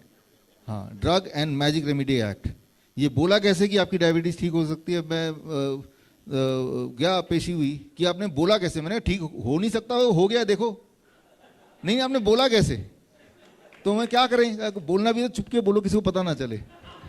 तो मैं आपको हिंट दे रहा हूँ, मेरे ऊपर तो FIR चल रहा है, केस चल रहा है, हमारे नीलेश ओझा जी की वजह से आज हम यहाँ पे, नहीं तो अभी जेल में ही होते, राइट। तो लेकिन या तो आप नीलेश ओझा जी से दोस्ती कर लीजिए, और जब तक ऐसा नहीं होता तब तक आप धीरे से बोलिए कि आप ठीक हो सकते हैं, DIP डाइट फॉलो कर लीजिए। जैसा अभी मैंने जून में फिर अपने बेटे का HbA1c करवाया था, मैं 3 टाइम्स करवा चुकी हूँ। उसके बाद इसका हमेशा नॉन डायबिटीज़ की रेंज में आ रहा है, 5.5 आ रहा है। तो मैं 3rd टाइम फिर जून में करवाया था मैंने, अभी 21 जून को मैं डॉक्टर के पास गई, जिनके पास स्टार्टिंग में गई थी, कि सर इसका HbA1c अभी देखो नॉर्मल आ रहा है, कि जैसे बोल रहे थे बोले कि हाँ हो सकता है, इसकी सारी बीटा सेल डैमेज नहीं हुई। उन्होंने ऐसा बोला कि इसकी बीटा सेल डैमेज नहीं हुई होंगी सारी। तो मैंने कहा कि सर हमें स्टार्टिंग में क्यों नहीं गाइड किया गया कि आप ऐसा फॉलो कीजिए, तो क्या पता आपका बच्चा ठीक हो सकता है। तो डॉक्टर के पास भी ऐसा कुछ जवाब नहीं है। उन्होंने कहा कि कैसे किया आपने, मैंने कहा कि हमने सिर्फ डाइट चार्ट को फॉलो किया है, सिर्फ खाने पीने में डिफरेंस किया है।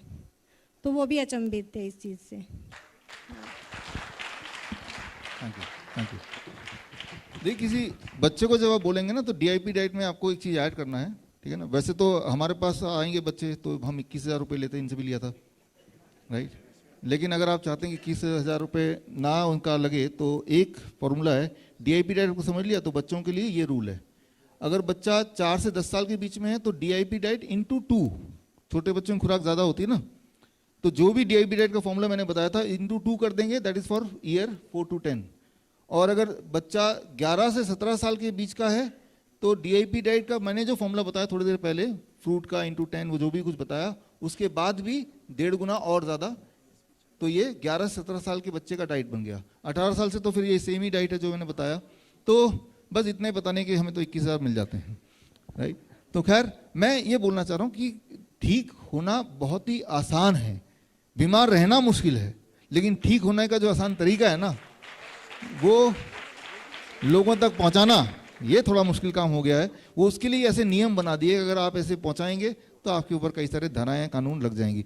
आज का दिन मैंने बताया कि सबसे इंपॉर्टेंट बात जो मुफ्त में भगवान ने दिया है वो है हीट एंड वाटर। इनमें सबसे इंपॉर्टेंट है, जहां हम सब गलती करते हैं, वाटर, पानी। पानी अगर में बैठने से ही इतना फायदा हो सकता है, तो पानी सही पीने से कितना फायदा हो सकता है और गलत पीने से कितना नुकसान हो सकता है। तो इसके जो एक्सपर्ट हैं डॉक्टर नमिता, तो आगे मैं उनको दूंगा। तो ये वाटर कैसे आज के बाद आपको इस्तेमाल करना है, ये आपको बहुत ही ध्यान सुनना है। और मैं उम्मीद करता हूँ ना केवल आप सुनेंगे, इसको अपनाएंगे अपने आप के लिए, और जब आपको फ़ायदा दिखेगा तो आप अपने आसपास को ज़रूर बताएंगे। इस उम्मीद के साथ doctor Namita, please come on the stage and carry on. Thank you doctor रिपियासी। Good afternoon to everyone. तो आज की जो ये थेरेपी है, अगर आपने ये समझ ली, इसमें ना कोई कॉस्ट है and it's a magical therapy. सभी बीमारियों का सिर्फ एक ही इलाज है। तो मैं बोलती हूँ कि कोरोना आता है, वैक्सीन आती है, सेकेंड डोज कोरोना म्यूटेट होता है, सेकेंड डोज ऑफ वैक्सीन आती है, डेल्टा वेरिएंट नॉक करता है तो बूस्टर डोज आती है। ये चल क्या रहा है हम लोगों की ज़िंदगी में? कभी आपने सोचा है कि ज़िंदगी भर क्या बंकर में छिप कर बैठे रहेंगे? मिडल एजेस में भी अगर कोई बीमारी होती थी तो सब लोग भूत प्रेत या डेमन्स को ब्लेम करते थे, और आजकल किसी को हल्का सा भी फीवर आता है तो फट से वो लैब की तरफ भागता है कि ब्लड टेस्ट करा के देखते हैं कौन सा फंगल इन्फेक्शन है, बैक्टीरियल इन्फेक्शन है, या फिर कोई हवा में नया वायरस आया है। अरे ये तो खुद से खुद की लड़ाई है, ये सारा इम्यूनिटी का लोचा है, इसमें बाहर वाले का कोई भी रोल नहीं है। क्या आप अपने इस शरीर की ताकत को जानते हैं? इस दुनिया में 7 बिलियन लोग हैं और आपके इस छोटे से शरीर में 80 बिलियन सेल्स हैं जो एक स्किन से कवर्ड हैं। अगर ये सारे सेल्स हार्मनी में काम करें तो कोई भी आपको सुपरमैन या सुपर वीमेन से बनने से नहीं रोक सकता। मगर आज तो आप एक मच्छर से भी डरते हैं। क्यों? क्योंकि हमारा सारा फोकस आउटर ब्यूटी पर है, ब्रांडेड क्लोथ्स, रिच कार्स, और अंदर से हमारा शरीर बीमार होता जा रहा है। तो अगर मैं अभी ये बोलूं कि ये कॉन्फ्रेंस आदिवासी स्टाइल में रखो बिना कपड़ों के, तो सारा सबका कॉन्फिडेंस फुस हो जाएगा। तो जब एक स्पर्म और ओवा दोनों मिलकर एक नन्ही सी जिंदगी की शुरुआत करते हैं माँ के पेट में, तो ये नन्हा बच्चा 96% पानी का बना होता है। और जिस एमनियोटिक फ्लूइड में ये 9 महीने तैरता है, उस एमनियोटिक फ्लूइड की कंसिस्टेंसी बिल्कुल सी वाटर जैसी होती है। जब ये बच्चा पैदा होता है तो ये 80% पानी का होता है, एडल्टहुड में 70% पानी का होता है। नेक्स्ट, और जब हम लोग मरने लगते हैं ओल्ड एज में तो ये 50% पानी का होता है। तो आखिर ये पानी कम क्यों होता जा रहा है? हमको थोड़ा इसके बारे में और समझना पड़ेगा। तो यूनिवर्स के कुछ लॉज हैं, as outside so inside, as above so below. तो अंदर के पानी को समझने के लिए हम इसके बाहर के पानी को देखते हैं। अगर आप बाहर देखते हैं तो पानी ओशन, रिवर, लेक्स की तरह होता है। इसी तरह से हमारे शरीर के अंदर भी जो सेल्स के अंदर का पानी है उसकी कंसिस्टेंसी बिल्कुल रिवर के पानी जैसी है। और जो हमारे सेल्स के बीच का पानी है या जो हमारा सेरिब्रोस्पाइनल फ्लूइड है जिसमें हमारा नर्वस सिस्टम काम करता है, उसकी कंसिस्टेंसी बिल्कुल ओशन के पानी की जैसी होती है। और हमारी बॉडी में कुछ रुका हुआ पानी है, उसको हम पॉन्ड का पानी कह सकते हैं। उसी में धीरे धीरे काई जमने लगती है और बदबू आने लगती है, और यही है सारा डिजीज़ का राज। उसी को हम लोग डिजीज़ बोलते हैं।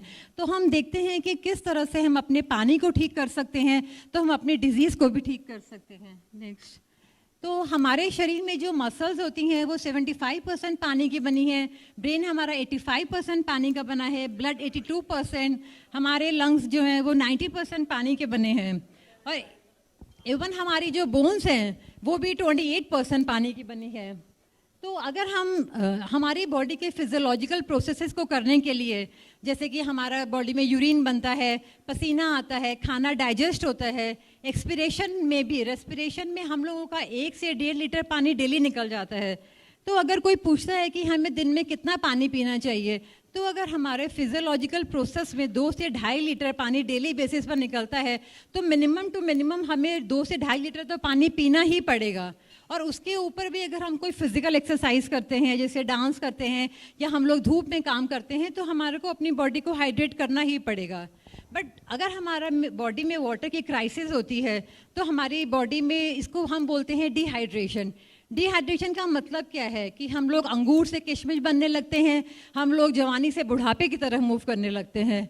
तो अगर हम लोग अब आप बोलेंगे कि हम डिहाइड्रेशन को टेस्ट कैसे करें, हमें पता कैसे चलेगा कि हमारी बॉडी हाइड्रेटेड है या डिहाइड्रेटेड है? उसके लिए किसी लैब में जाने की और पैसा खर्च करने की ज़रूरत नहीं है। बहुत सिंपल सा तरीका है, आप अपने यूरिन को ऑब्जर्व करना शुरू करिए। अगर आपका यूरिन कलरलेस है तो इसका मतलब आपकी बॉडी टोटली हाइड्रेटेड है। अगर यूरिन थोड़ा येलोइश टिंच पर आने लगता है तो इसका मतलब डिहाइड्रेशन शुरू हो गई है। और अगर वो डार्क येलो या ऑरेंजिश आता है तो इसका मतलब आपकी बॉडी सीवियरली डिहाइड्रेटेड है। अब अगर आपकी बॉडी डिहाइड्रेटेड है तो ये किस तरह से डिजीज़ में मैनिफेस्ट करती है, ये मैं आपको दिखाती हूँ। आपका ब्रेन सबसे चालाक ऑर्गन है आपकी बॉडी का, और पानी के बिना उसका गुजारा नहीं है। तो जब आपका शरीर डिहाइड्रेटेड हो जाता है, वो कहीं ना कहीं से पानी की चोरी करने लगता है। और सबसे पहले लीस्ट इम्पॉर्टेंट ऑर्गन हमारा मसल्स है, इसीलिए जो ब्रेन है वो मसल से पानी चुराने लगता है। तो आप में से जितने भी लोग यहाँ पर बैठे हैं, अगर आप अपनी हिस्ट्री देखेंगे, बचपन से देखेंगे, तो फर्स्ट सिम्टम हर बंदे की लाइफ में एक ही होता है, जर्नल वीकनेस या उसको मस्कुलर क्रैम्प्स आते हैं। और अगर हम लोग अब समझते नहीं है कि हमको वीकनेस हो रही है, क्योंकि हर एक की बेड साइड पे कॉम्बीफ्लैम का पत्ता बचपन से ही रखा रहता है, जैसे ही मस्कुलर पेन होता है फट से एक एनाल्जेसिक पॉपअप कर लेते हैं। सेकेंड, जब अभी भी हमारे ब्रेन को पानी की जरूरत पड़ती है, मसल से वो और पानी खींच नहीं सकता है, तो सेकेंड ऑर्गन आता है स्टमक। क्योंकि हमारी डाइजेशन में बहुत ज़्यादा पानी यूज़ होता है, तो हमारा जो ब्रेन है वो स्टमक को कम पानी सप्लाई करना शुरू कर देता है। तो इसीलिए हमारा खाना ढंग से डाइजेस्ट नहीं हो पाता और हमें एसिडिटी होने लगती है। जब यही गैस हमारे ब्रेन में चढ़ती है, हम इसको माइग्रेन का नाम देते हैं। और जब ये दिल के पास जाती है, हम इसको हार्टबर्न बोलते हैं, और हम ब्लोटिंग वगैरह के सारे सिम्टम्स आने लगते हैं। मगर हमारी बॉडी बहुत मैजिकल है, कम से कम ये 15-20 सालों तक इन सिम्टम्स को कॉम्पेंसेट करती है, और ऑफ एंड ऑन आपको ये सब सिम्टम्स लाइफ में आते रहते हैं। मैं ये दावा करती हूँ कि हर आदमी ने मुट्ठी भर भर के यहाँ पर एंटी एसिड्स खाई होंगी, और पता नहीं अपनी लाइफ में कितना डाइजीन की बोतल पी होंगी। और अभी भी हम लोग ये समझ नहीं पाते हैं कि हमारे शरीर में पानी की कमी हो रही है। तो धीरे धीरे हमारा जो ये पानी है लोअर डाइजेस्टिव ट्रैक्ट में सूखने लगता है, लोअर इंटेस्टाइन में सूखता है, और फिर लार्ज इंटेस्टाइन भी हमारी सूखने लगती हैं। और सबकी लाइफ में नेक्स्ट सिम्टम आएगा कॉन्स्टिपेशन। तो गैस्ट्राइटिस के बाद आप सब लोग अपनी लाइफ हिस्ट्री देख लें, सबका एक सेम पैटर्न है, क्योंकि हमारी बॉडी सबकी सेम है। और अगर हम अभी भी हम ध्यान नहीं देते हैं तो नेक्स्ट हमारा सर्कुलेटरी सिस्टम इफेक्ट होने लगता है।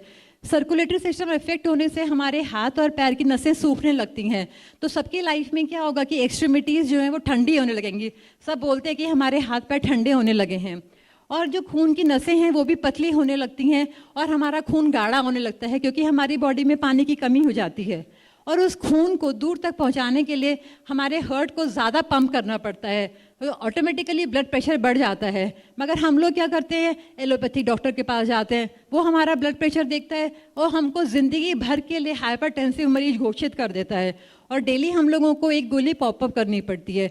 अब होता क्या है कि हार्ट को प्रेशर ज़्यादा लगाना पड़ता है, क्योंकि हमारे सब ऑर्गन्स को ब्लड सप्लाई करना पड़ता है। और जैसे ही वो दवाई खाता है, ऊपर से आप दूसरी दवाई खा लेते हैं, तो हमारी जो बॉडी है वो टोटली कंफ्यूज हो जाती है कि ये चल क्या रहा है। और एक मैं और बताती हूँ कि एलोपैथी में हम लोग बोलते हैं कि जो हाइपरटेंशन का रीज़न है वो इडियोपैथिक है।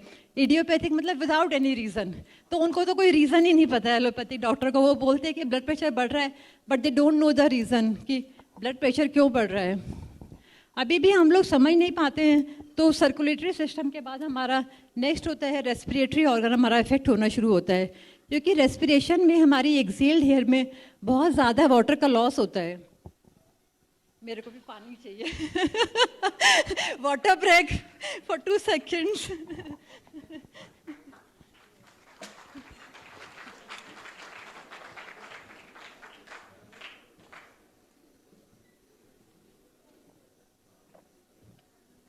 तो नेक्स्ट सिम्टम आता है रेस्पिरेटरी ट्रैक्ट में। अब क्या होता है कि एल्वियोलाई से हमारा एयर एक्सचेंज होता है, तो ब्रेन बोलता है भाई कम एक्सचेंज करो, इतना सरफेस एरिया इसका कम करो, तो हमारे लंग्स में म्यूकस सेक्रेट होने लगता है, तो हमको ब्रेथलेसनेस हो जाती है। मैं ये गारंटी से बोलती हूँ, अगर किसी को भी अस्थमा का अटैक पड़े और वो अपनी जीभ पर चौथाई चम्मच नमक रखे और 2-3 ग्लास पानी पी जाए तो उसको कोई इनहेलर की ज़रूरत ही नहीं पड़ेगी। अब अगर रेस्पिरेटरी सिस्टम में भी हमारा ब्रेथलेसनेस वगैरह सब सिम्टम्स शुरू हो जाते हैं और दवाई खाने की और डॉक्टर्स के पास जाने की तो हमें आदत है, तो हम चले ही जाते हैं। इसके बाद नेक्स्ट सिम्टम हमारा क्या इफेक्ट होता है, अभी क्या है ना कि ब्लड प्रेशर आपका बढ़ गया तो एलोपैथी डॉक्टर आपको बोलेगा सॉल्ट इंटेक बंद कर दो। सॉल्ट इंटेक बंद कर दिया, उससे क्या हुआ कि सेल के अंदर का पानी रिवर जैसा है, सेल के बाहर का पानी ओशन जैसा है, दोनों पानी मिल गए, ऑस्मोटिक प्रोसेस जो है बॉडी का सारा खत्म हो गया, तो जो हमारा पानी है वो टिश्यूज़ में सीपने लगता है। तो नेक्स्ट प्रॉब्लम हमारे पेशेंट्स की आती है कि उनके पैरों में स्वेलिंग हो जाती है, उनके लोअर एब्डोमेन में स्वेलिंग हो जाती है तो उसको वो एसाइटिस का नाम देते हैं, और जब उनके चेस्ट में स्वेलिंग होती है तो उसको वो प्लूरल एफ्यूजन का नाम देते हैं। नेक्स्ट,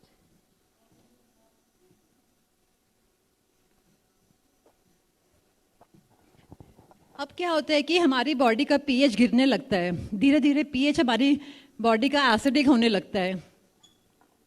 तो जब बॉडी का पीएच एसिडिक होता है तो बेसिकली सेल्यूलर लेवल पे सोडियम अंदर होता है, पोटेशियम बाहर होता है और इनका एक्सचेंज होता है। अब आदमी को सॉल्ट खाने के लिए तो मना ही कर दिया गया है, तो उसका पोटेशियम लेवल बहुत ज़्यादा राइज करने लगता है क्योंकि वो सोडियम को ढूंढता है एक्सचेंज के लिए। और जो हमारे डायलिसिस के पेशेंट हैं उनका जैसे ही पोटेशियम लेवल बढ़ता है वो लोग पोटेशियम बाइंडर्स लेने लगते हैं और डायलिसिस की तरफ एक कदम और बढ़ा देते हैं। और मैं ये भी बोलना चाहती हूँ कि जब एसिडिक मीडियम हो जाता है तो माइक्रोब्स के लिए वो ब्रीडिंग ग्राउंड होता है, तो इस समय हमारी बॉडी में सेकेंडरी इन्फेक्शंस आने के बहुत ज़्यादा चांसेस होते हैं। लास्ट ऑर्गन हमारा होता है ब्रेन। अब जब ब्रेन भी अपने हथियार डाल देता है क्योंकि बॉडी में तो बहुत ही कम पानी हो गया है, तो उसमें क्या होता है कि अब सबसे बड़ा मॉन्स्टर आता है एंजाइटी और डिप्रेशन का, और हमारे नर्वस डिजीजेज आती हैं जैसे अल्जाइमर, पार्किंसोनिज्म। अरे हम डॉक्टर होके ये नाम नहीं बोल पाते हैं, आम आदमी तो क्या बोलेगा, लेकिन इतनी बड़ी बड़ी डिजीजेस का नाम देते हैं और आदमी को डरा के रख देते हैं। एक बहुत बड़ा मिथ है, सब लोग सोचते हैं कि हम लोग जो नारियल पानी पीते हैं, चाय पीते हैं, कॉफ़ी पीते हैं, वो हमारी वाटर की रिक्वायरमेंट्स को फुलफिल कर देता है, क्योंकि प्लेन वाटर कोई पीना नहीं चाहता क्योंकि वो एक तो टेस्टी नहीं लगता है लोगों को, वो कुछ ना कुछ उसमें डालते रहते हैं। बट जितना भी हम लोग इस तरह के लिक्विड्स पीते हैं उनको खुद डाइजेशन के लिए वाटर की ज़रूरत पड़ती है, तो no fluid can replace water, this is a rule. ये आपको समझना पड़ेगा, चाहे वो नारियल पानी हो, चाहे वो चाय हो या कॉफ़ी हो। नेक्स्ट, अब ये भी बहुत ज़रूरी है कि हमें पानी किस समय पीना चाहिए। तो इस पर मैं बोलती हूँ कि अगर आपने कभी अपने शरीर से बात करनी शुरू करी होगी तो आपकी बॉडी आपको खुद ही बताएगी कि आपको पानी कब पीना चाहिए। लेकिन फिर भी क्योंकि जब आप रात को सो जाते हैं तो आपकी बॉडी में रिपेयर एंड मेंटेनेंस चलती है और दिन भर की टूट फूट को वो रिपेयर करता है, तो उसको बहुत ज़्यादा पानी की ज़रूरत पड़ती है। तो सुबह सुबह उठकर कम से कम 2-3 ग्लास पानी तो पीना ही चाहिए अपनी बॉडी की धुलाई और सफाई करने के लिए। और फिर खाना खाने से आधा घंटा पहले पानी पीना चाहिए और खाना खाने के 2 घंटे बाद पानी पीना चाहिए, क्योंकि अगर आप खाना खा पानी पिएंगे तो बहुत सिंपल सा रीज़न है, जब आपका खाना पेट में जाता है तो अग्नि तत्व सक्रिएट होता है और आप उसको बुझा देते हो पानी पी पी के, तो खाना कहाँ से डाइजेस्ट होगा। फिर आप कहते हो कि हम बीमार हो गए, हम बीमार हो गए। तो पानी कौन सा पीना चाहिए, ये भी बहुत सवाल है कि बहुत सारे पानी होते हैं। देखिए, पानी आज तक हमने सुना है कि सॉलिड, लिक्विड और गैसियस होते हैं, बट एक और स्टेज है पानी की जो सॉलिड और लिक्विड के बीच में आती है, जिसकी कंसिस्टेंसी जेल लाइक होती है और उसको स्ट्रक्चर्ड वाटर बोला जाता है। स्ट्रक्चर्ड वाटर का मतलब है कि ऑर्गेनाइज्ड वाटर विदाउट माइक्रोब्स। अब ये स्ट्रक्चर्ड वाटर बनाने के लिए हम लोगों को रॉ मटेरियल कौन सा लेना चाहिए, या तो आरओ का पानी है, या एक्वागार्ड का पानी है, बोरवेल का पानी है, नल का पानी है। मगर एक पानी का TDS होता है, total dissolve solids. Total dissolve solids हमेशा 100 से 300 के रेंज में होने चाहिए। अगर आप आरओ का पानी का कभी TDS चेक करेंगे, कभी वो 10 भी नहीं होता, वो तो उसमें से सब कुछ ही निकाल लेते हैं। और अगर आप बोरवेल के पानी का TDS चेक करेंगे तो वो 800 तक चला जाता है। तो अगर आप रेगुलर बेसिस पे RO का या फिर बोरवेल का पानी पीते रहेंगे तो आपका ऑस्मोटिक सिस्टम ठप हो जाएगा और धीरे धीरे आपकी बॉडी कोलैप्स कर जाएगी। अब बात यह है कि नल का पानी, नल के पानी में क्या प्रॉब्लम है कि एक तो वो क्लोरीनेटेड वाटर होता है, उसमें क्लोरीन की स्मेल होती है, और दूसरा वो इतना टेढ़ा मेढ़ा सड़े हुए ना पाइप्स लाइन से आता है तो उसका मॉलिक्यूलर स्ट्रक्चर बिल्कुल ख़राब हो जाता है। तो सबसे अच्छा ये है कि आप नल का पानी लें मगर उसको स्टैंडिंग वाटर बनाएं। कम से कम 24 घंटे नल के पानी को मटके में रखना चाहिए। अब स्टैंडिंग वाटर तो बन गया, अब उसको स्ट्रक्चर्ड वाटर कैसे बनाएं? तो स्ट्रक्चर्ड वाटर बनाने के लिए कॉपर प्लेट्स आती हैं। कॉपर या सिल्वर से आप लोग अपने पानी को स्ट्रक्चर्ड वाटर बना सकते हैं, क्योंकि कॉपर के आउटर शेल में फ्री इलेक्ट्रॉन्स होते हैं और कॉपर प्लेट जो होती है वो माइक्रोब्स को किल कर देती है। तो आपका स्टैंडिंग वाटर विदाउट माइक्रोब्स बन जाता है and that is the structured water. तो एक और मैं बताना चाहती हूँ, जो स्प्रिंग वाटर होता है वो स्ट्रक्चर्ड वाटर से भी अच्छा है, क्योंकि स्प्रिंग वाटर में स्ट्रक्चर्ड वाटर प्लस वाइटैलिटी है, मूवमेंट है। पानी में जब मूवमेंट होती है तभी उसमें एनर्जी आती है, और अगर पानी में मूवमेंट नहीं होती है तो पानी तो अच्छा है structure water, but without movement it will not give you the energy. तो उसके लिए एंशियंट ट्रेडिशनल मेथड है, एक 3 पॉट मेथड।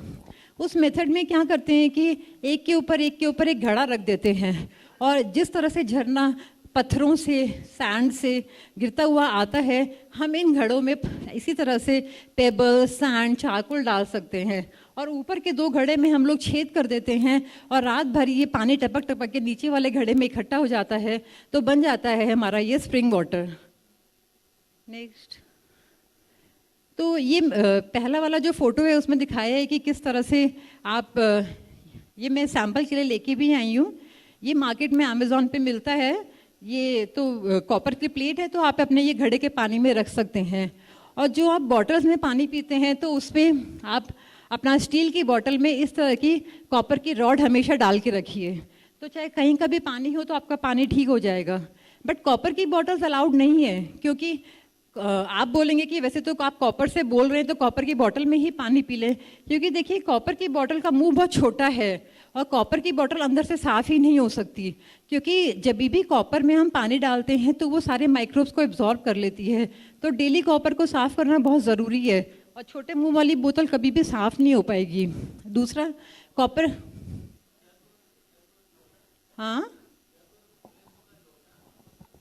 कॉपर का लोटा आप यूज़ कर सकते हैं, बट मैं वही बता रही हूँ कि उसको डेली साफ़ करना बहुत ज़रूरी है, वो भी खट्टी चीज़ों से।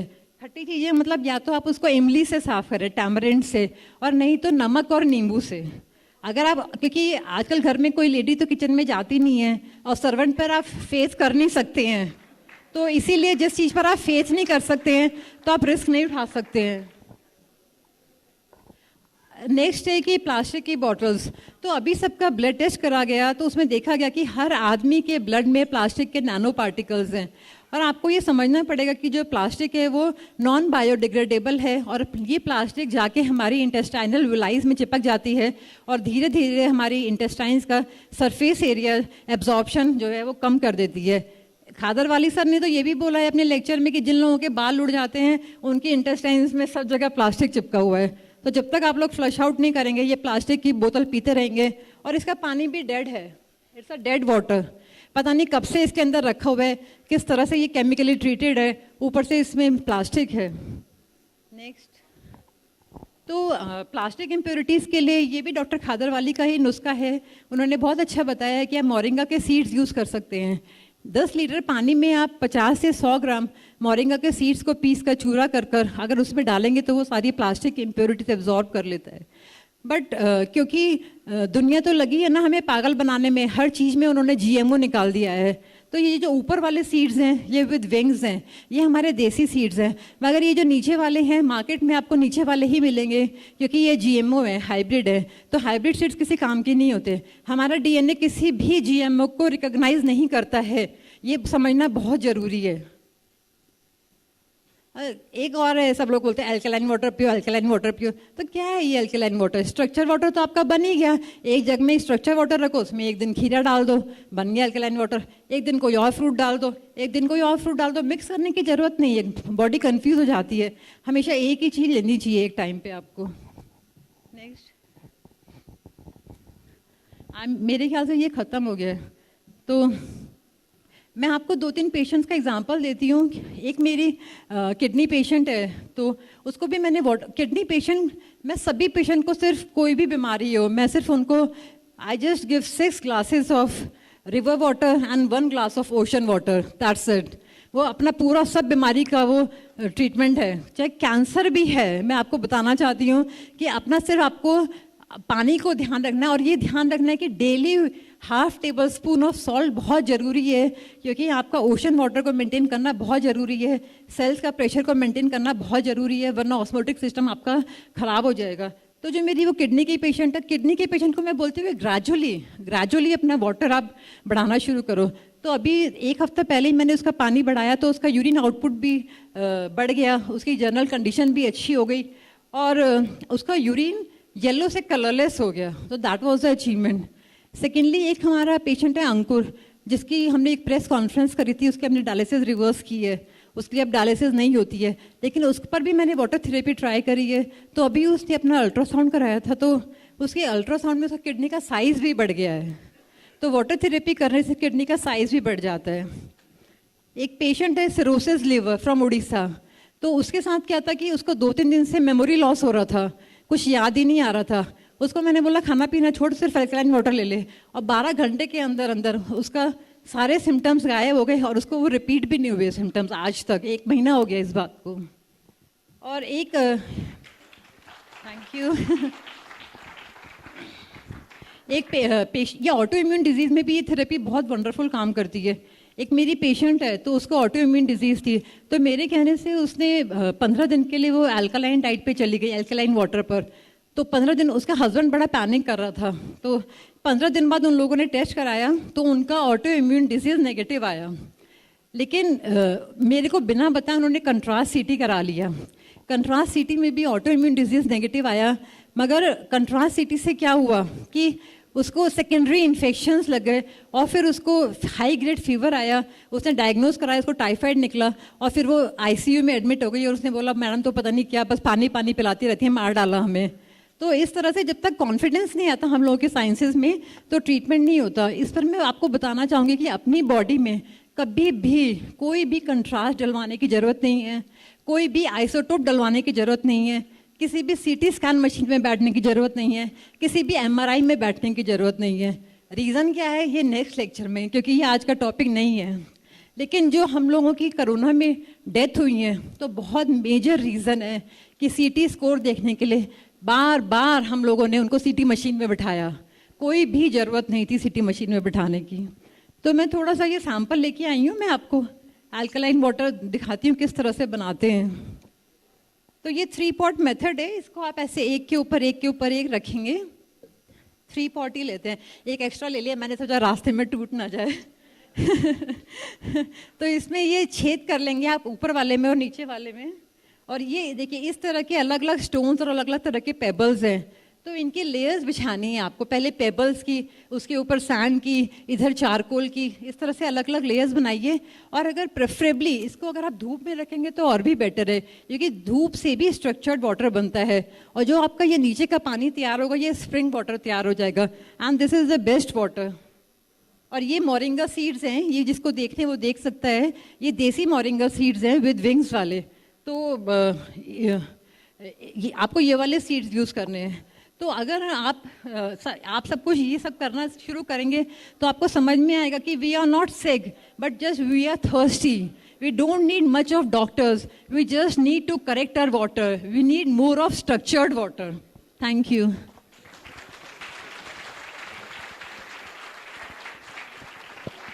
Thank you, thank you.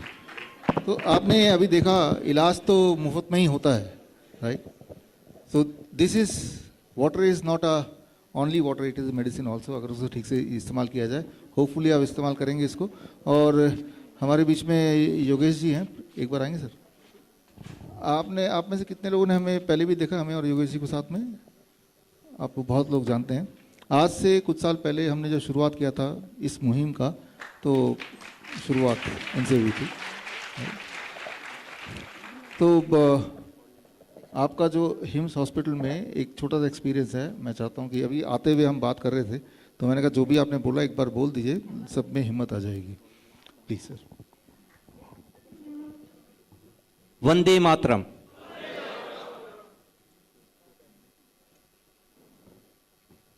अभी मेरी मदर पीछे उन्हें फीवर हुआ अप्रैल में, और उसके बाद में लंग्स में स्वेलिंग हो गई, ट्रैकिया में स्वेलिंग हो गई। 82 ईयर्स की हैं, 52 ईयर्स से डायबिटीज़। 2014 में उनकी जो सिचुएशन थी, 80 to 100 यूनिट वो इंसुलिन लेती थी और 20 tablets in a day. Almost सारी डिजीज़ थी उनको, और डॉक्टर साहब ने कहा था, हमारे जो फैमिली डॉक्टर हैं उन्होंने कहा था कि भाई अब ये लास्ट स्टेज है, इनकी सेवा कीजिए। 2014 की बात है। तो DIP डाइट शुरू की तो सारा कुछ रिवर्सल हुआ और वो हमारे साथ में अभी तक हैं। 2022 में 2021 में जो ये लास्ट कोरोना का फेज़ आया, तो उसके अंदर में उनको एक पैरालिटिक इफेक्ट आया ऑप्टिक नर्व में। उनकी आई बॉल मतलब स्टेशनरी नहीं रही, घूमने शुरू हो गई और टिकती नहीं थी एक जगह पर, और 15% ही उनका विज़न रह गया। तो भी डॉक्टर्स ने कहा कि भाई ये कराइए, ये कराइए। हमने डॉक्टर साहब से कंसल्ट किया और स्ट्रिक्टली DIP डाइट को फॉलो किया और प्रोटीन डाइट हमने छोड़ दी। 1 महीने के अंदर रिवर्सल हुआ, 1 महीने का। थर्ड केस, अभी उनको फीवर हुआ और फीवर के बाद में ट्रैकिया, जैसे मैं बता रहा था, ट्रैकिया के अंदर स्वेलिंग आई, ब्रेथलेसनेस हुई और बुरी तरह से वो बस ऐसा स्टेज हुआ कि 1 तारीख को रात को तकरीबन कोई 4:30 बजे उनकी पल्स भी चली गई। पल्स जाने के बाद में 2-3 बार पल्स गई, फिर वापस आई। हम उन्हें नेबुलाइज कर रहे थे और साथ में स्टीम वगैरह भी कर रहे थे। समहाउ थोड़ा सा सैचुरेशन आया उनके, और हम उन्हें लेकर के हिम्स जयपुर चले गए।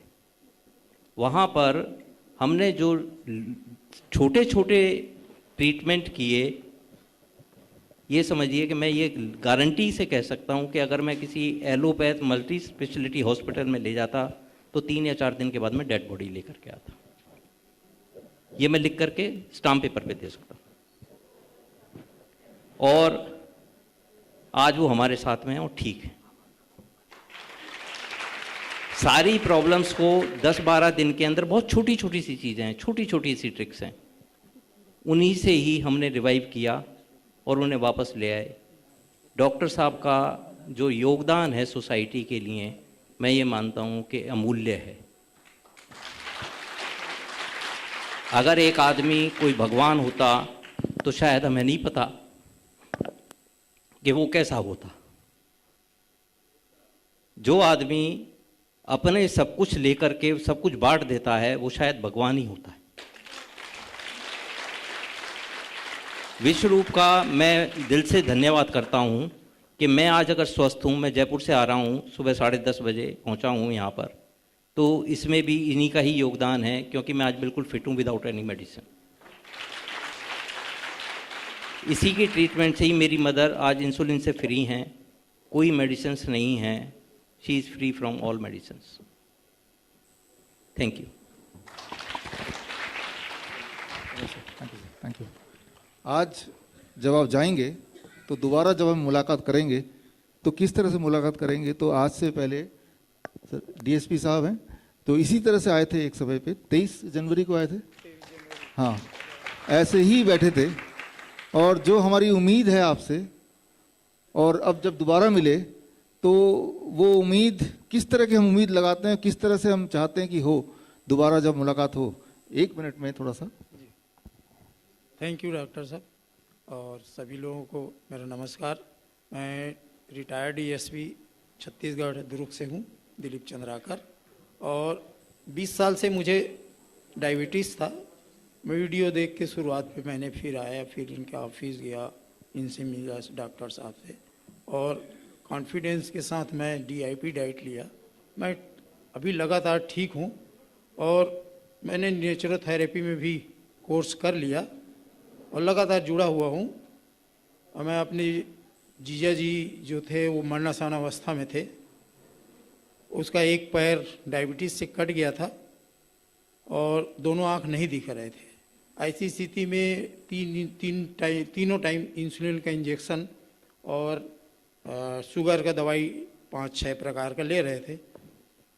2-3 साल बाद मेरा अचानक फ़ोन आया, बोले कि मरणासन अवस्था में उठ बैठ नहीं पा रहे हैं। तो मैं उससे फ़ोन से बात किया। फ़ोन से बात करने के बाद बोले कि अब तो मैं मर रहा हूँ, आखिरी समय में देखने आ जाओ। अब सगे जीजा जी हैं तो मेरा भी थोड़ा दुख लगा कि मेरे को बताया नहीं, पैर भी कट गया। ऐसी स्थिति में मैं फिर बोला ठीक है, जिंदा रहना चाहते हो तो देखने आओ, यार मर जाओगे तो क्या देखने जाऊँगा। नहीं जिंदा रहना चाहता हूँ बोले। उसके बाद बोले ठीक है, ऐसा कर, तू जिंदा रहना चाहता है तो मैं जिंदा रहोगे, इसी कंडीशन में आऊँगा, तू इंसुलिन का इंजेक्शन के दवाई है उसको फेंक दे। वो एकदम हड़बड़ा, मर जाऊँगा बोले। नहीं मरेगा, तू 12 घंटा मेरे को समय दे दे बोले। और मैं उससे 12 घंटा का समय मांगा और वाकई में उसने फेंक ही दिया। और दूसरे दिन के बाद उसने फ़ोन किया, मेरे को ठीक लग रहा है। और तीसरे दिन वो मार्केट में घूमने चला गया।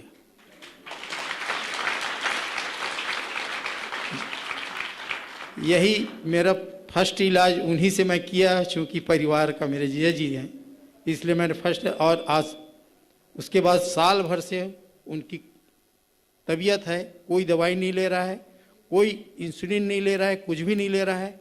और जो डॉक्टर साहब ने बताया था, डॉक्टर विश्वरूप राय चौधरी जी ने, कि फियर, डायग्नोसिस और ड्रग्स, ये तीनों का जो तालमेल है, उस हिसाब से उसको डर को पहले भगाया मैंने।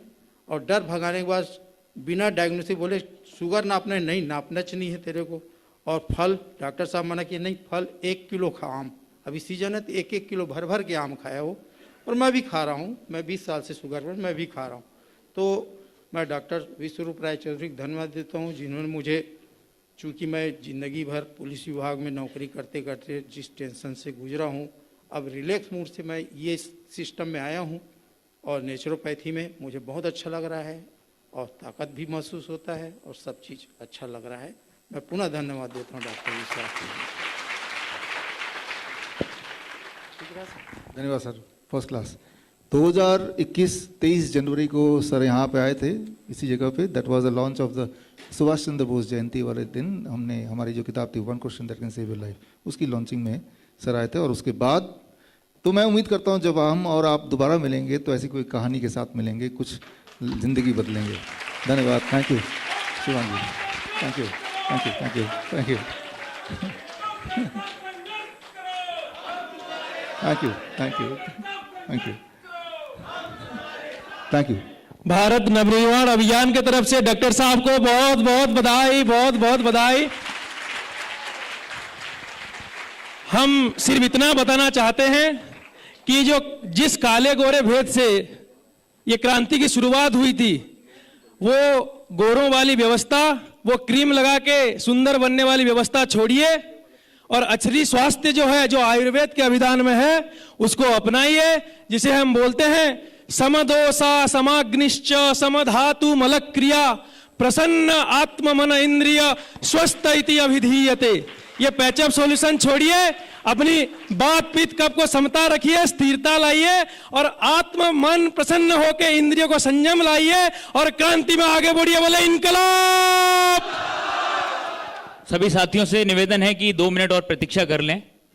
भोजन तैयार है, लेकिन और हम लोग समझ रहे हैं कि अब काफी समय भी हो चुका है, भूख भी लगी होगी, तो अभी कृपया 2 मिनट और 2-3 मिनट और बैठिएगा। गाना भी करेंगे, लेकिन अभी एक वक्ता और रह गए हैं, 5 मिनट में वो अपनी बात पूरी कर लेंगे। एक बार बैठ जाइएगा, क्योंकि इसके बाद फिर भोजन की शुरुआत होगी। अगले वक्ता के रूप में मैं आमंत्रित करना चाह रहा हूं बंगाल से आए हुए एआईएम के बहुत जबरदस्त साथी, जिन्होंने बहुत सारे लोगों को एआईएम से जोड़ा है और बहुत अच्छा काम कर रहे हैं, जगदीश चंदा जी। मैं उनसे निवेदन कर रहा हूं कि वो आएं और 5 मिनट में, क्योंकि आप लोगों की भूख अब आपके ऊपर निर्भर है कि आप कितनी देर में उनको खाना खिलाएंगे, तो उसी तरह से संक्षेप में अपनी बात रखें। धन्यवाद।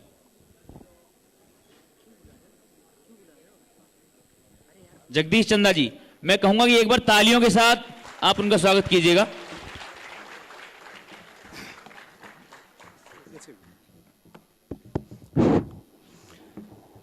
सभी भाइयों को नमस्कार। एंड काफ़ी अच्छा ट्रेनिंग मिले हैं।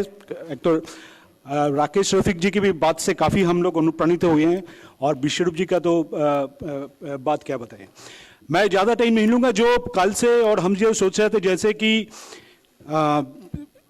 डॉक्टर विश्वरूप सर ने भी बता रहे थे कि सवाल करना पड़ेगा, सवाल करना सीखिए। देखिए, यही है कि हम लोग अभी जो वक्त पे खड़े हैं कि हमें सवाल करना बहुत जरूरी हो गया। और ये देखिए, ये हमारा ट्रू नेचर भी है। जब हम जब बचपन में हम जन्म लेते हैं, ऊपर वाला ये नेचर, भगवान हमको दो बड़े गुण से हमको ये भेजते हैं। एक तो ये जो कि हर चीज में सवाल करने का, खुद को भी हर चीज जानने के लिए, everything that we want to know, हर चीज को जानने के लिए जो एक इंसेंशन क्यूरियोसिटी है, वो हमको भगवान ये गुण दे के ही भेजते हैं। और ये क्योंकि ये इंसेंशन क्यूरियोसिटी से, ये क्वेश्चन से हम लोग सही क्वेश्चन खुद को करके उसको सॉल्व करते करते हम आगे और सत्य की तरह जाते हैं और बड़े बड़े खोज निकल के आते हैं। ये डॉक्टर सर के भी जो खोज है, ये क्यों सारे लोग बीमारी पड़ता है, ये इनके खोज खुद जब सॉल्व करने लगे तो नए नए चीज इनको मिलते गए और हमको बताते गए।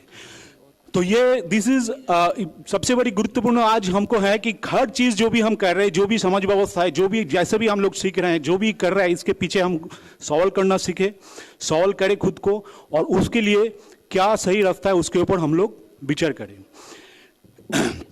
लेकिन दूसरा क्या है कि एक चीज और भी है जो हम लोगों को दिया जाता है, जो कि हम एक we are great copycat. हम लोग हर चीज को जो है कि ना, जो भी देखते हैं उसको बिलीव करते हैं और उसको कॉपी करना कोशिश करते हैं। ये भी हमको बचपन में देता है, जैसे कि इसीलिए हमारा 90% of our activity are basically copying others. हम जैसे खाते हैं, जिस भाषा में बात करते हैं, जो हमारा मातृभाषा है वो क्यों क्या है, हम सुबह बचपन में जो हम देखते थे, जो हमारा माँ बाप या आसपास में जो लोग जिस भाषा में जिसको कौ बोलते थे, हम भी उसको कॉपी करने की कोशिश करते हैं। ये गुण हमको भगवान दिया जाता है, देते हैं, क्योंकि जो हमारा सीखने का प्रोसेस जो है वो थोड़ा आसान हो जाए। क्योंकि हर चीज में हम सुबह बचपन से अगर क्वेश्चन करने जाएंगे तो हमारा सीखने का प्रोसेस बहुत देर हो जाएगा। और बचपन में ये गुण हमारे लिए जरूरी होती है, क्योंकि अगर जब भी कोई बच्चा जन्म लेते हैं, वो इट्स बिकम ए डिवाइन। तो उसके आसपास में जो लोग हैं वो जो भी करते हैं उनकी भलाई के लिए, उनका out of love for that child वो करते हैं। तो उनकी अच्छे के लिए वो उनको कॉपी करना भी, एक फेथ करना भी एक अच्छी, एक उनके लिए भलाई के लिए होते हैं। लेकिन जो सिस्टम है, जो हम लोग ये एजुकेशन सिस्टम से जो बड़ा होते हैं, वो क्या करते हैं, हमारा ये जो क्वेश्चन करने का, जो सीखने का जो एक क्यूरियोसिटी होता है, उसको बंद कर देते हैं, उसको दबा देते हैं। और ये जो कॉपी करने का जो रास्ते हैं, कॉपी करने का जो स्वभाव, वो हमारा बरकरार रहते हैं। तो इसीलिए क्या होता है, जैसे आज हम देखते हैं कि किसी को पूछते हैं कि वैक्सीन क्यों ले रहे हैं, क्यों दवा ले रहे हैं, और सब ले रहे हैं, हम पढ़ाई क्यों कर रहे हैं, बस और कर रहे हैं, हम इंजीनियर क्यों बन रहे हैं, बस और कर रहे हैं। तो ये चीज से हमको निकलना पड़ेगा। हमें ये आज हर चीज में, जैसे जो भी सिस्टम हम फॉलो कर रहे हैं, क्यों कर रहे हैं, इसके पीछे कारण क्या है, इसकी खोज हमें खुद को लाना, खुद सोचना चाहिए इसका क्या सॉल्यूशन है। और इसके लिए हमें एक मेंटर भी के साथ भी लेना पड़ेगा। देखिए, एक जो personality, there are 4 quadrants of personality. हमारा जो जीवन का पूरा जो विस्तार है, जो भाग है, उसको हम 4 क्वाड्रेंट में डिवाइड कर सकते हैं। एक तो कुछ चीज है जो हम अपने बारे में जानते हैं और बाकी लोग भी जानते हैं। जैसे मेरा नाम क्या है, मैं कहाँ रहता हूँ, अभी बता दे, मेरा भी पता है, आपको भी पता है। लेकिन कुछ चीज़ है जो हमारे लिए मैं ही जानता हूँ लेकिन आप लोग नहीं जानते। जैसे मेरा सही एज क्या है, मेरा सही इनकम क्या है, मेरा पीछे कोई एफआईआर था कि नहीं। ये 2 चीज़ है। और इसके आगे का जो चीज़ है और भी इंपॉर्टेंट, जो चीज़ मुझे पता नहीं है लेकिन बाकी लोगों के पता है। जैसे मेरा टॉकिंग हैबिट क्या है, मेरा बॉडी ऑर्डर है कि नहीं, मुझे पता नहीं। जैसे कुछ लोग जो है लिसनिंग, सुनने का फायदा क्या है, लिसनिंग का फायदा क्या, इसके बारे में घंटे भर बात कर सकते हैं। ये एक इंपॉर्टेंट चार्ट। कुछ चीज ऐसे है जो मुझे भी नहीं पता और बाकी लोग की भी पता नहीं है। वो होता है हमारा पोटेंशियल। अभी उस एरिया में जो हम बढ़ सकते हैं, उसके लिए क्या चाहिए, हमें एक मेंटर चाहिए जो हम क्या बढ़ सकते हैं उसको हमें रास्ते में ले जाएंगे। तो हमें ये आशा है, ये इसमें अच्छा है कि ये हमारा जो भारत नवनिर्माण अभियान बन रहा है, ये इनके जो अध्यक्ष है अक्षय जी, नीलेश ओझा जी एवं और भी काफ़ी सारे जो ज्ञानी व्यक्ति हमारे साथ हैं, तो हम लोगों को अच्छी तरह से ग्रूम करने का जो है, we are safe and secure कि हमको ये अच्छी रास्ता दिखा के लेके जाएंगे। मैं ज़्यादा बात नहीं लूँगा, यही है कि हम साथ में हैं। हम कलकत्ता से और भी लोग आए हुए हैं, काफ़ी सारे लोग हम लोग वहाँ पे लगा के रखा, हम साथ में इनके साथ ये क्रांति, ये जो जर्नी है, इसके साथ हम पूरे दिल और जान लगा के साथ में रहेंगे। Thank you.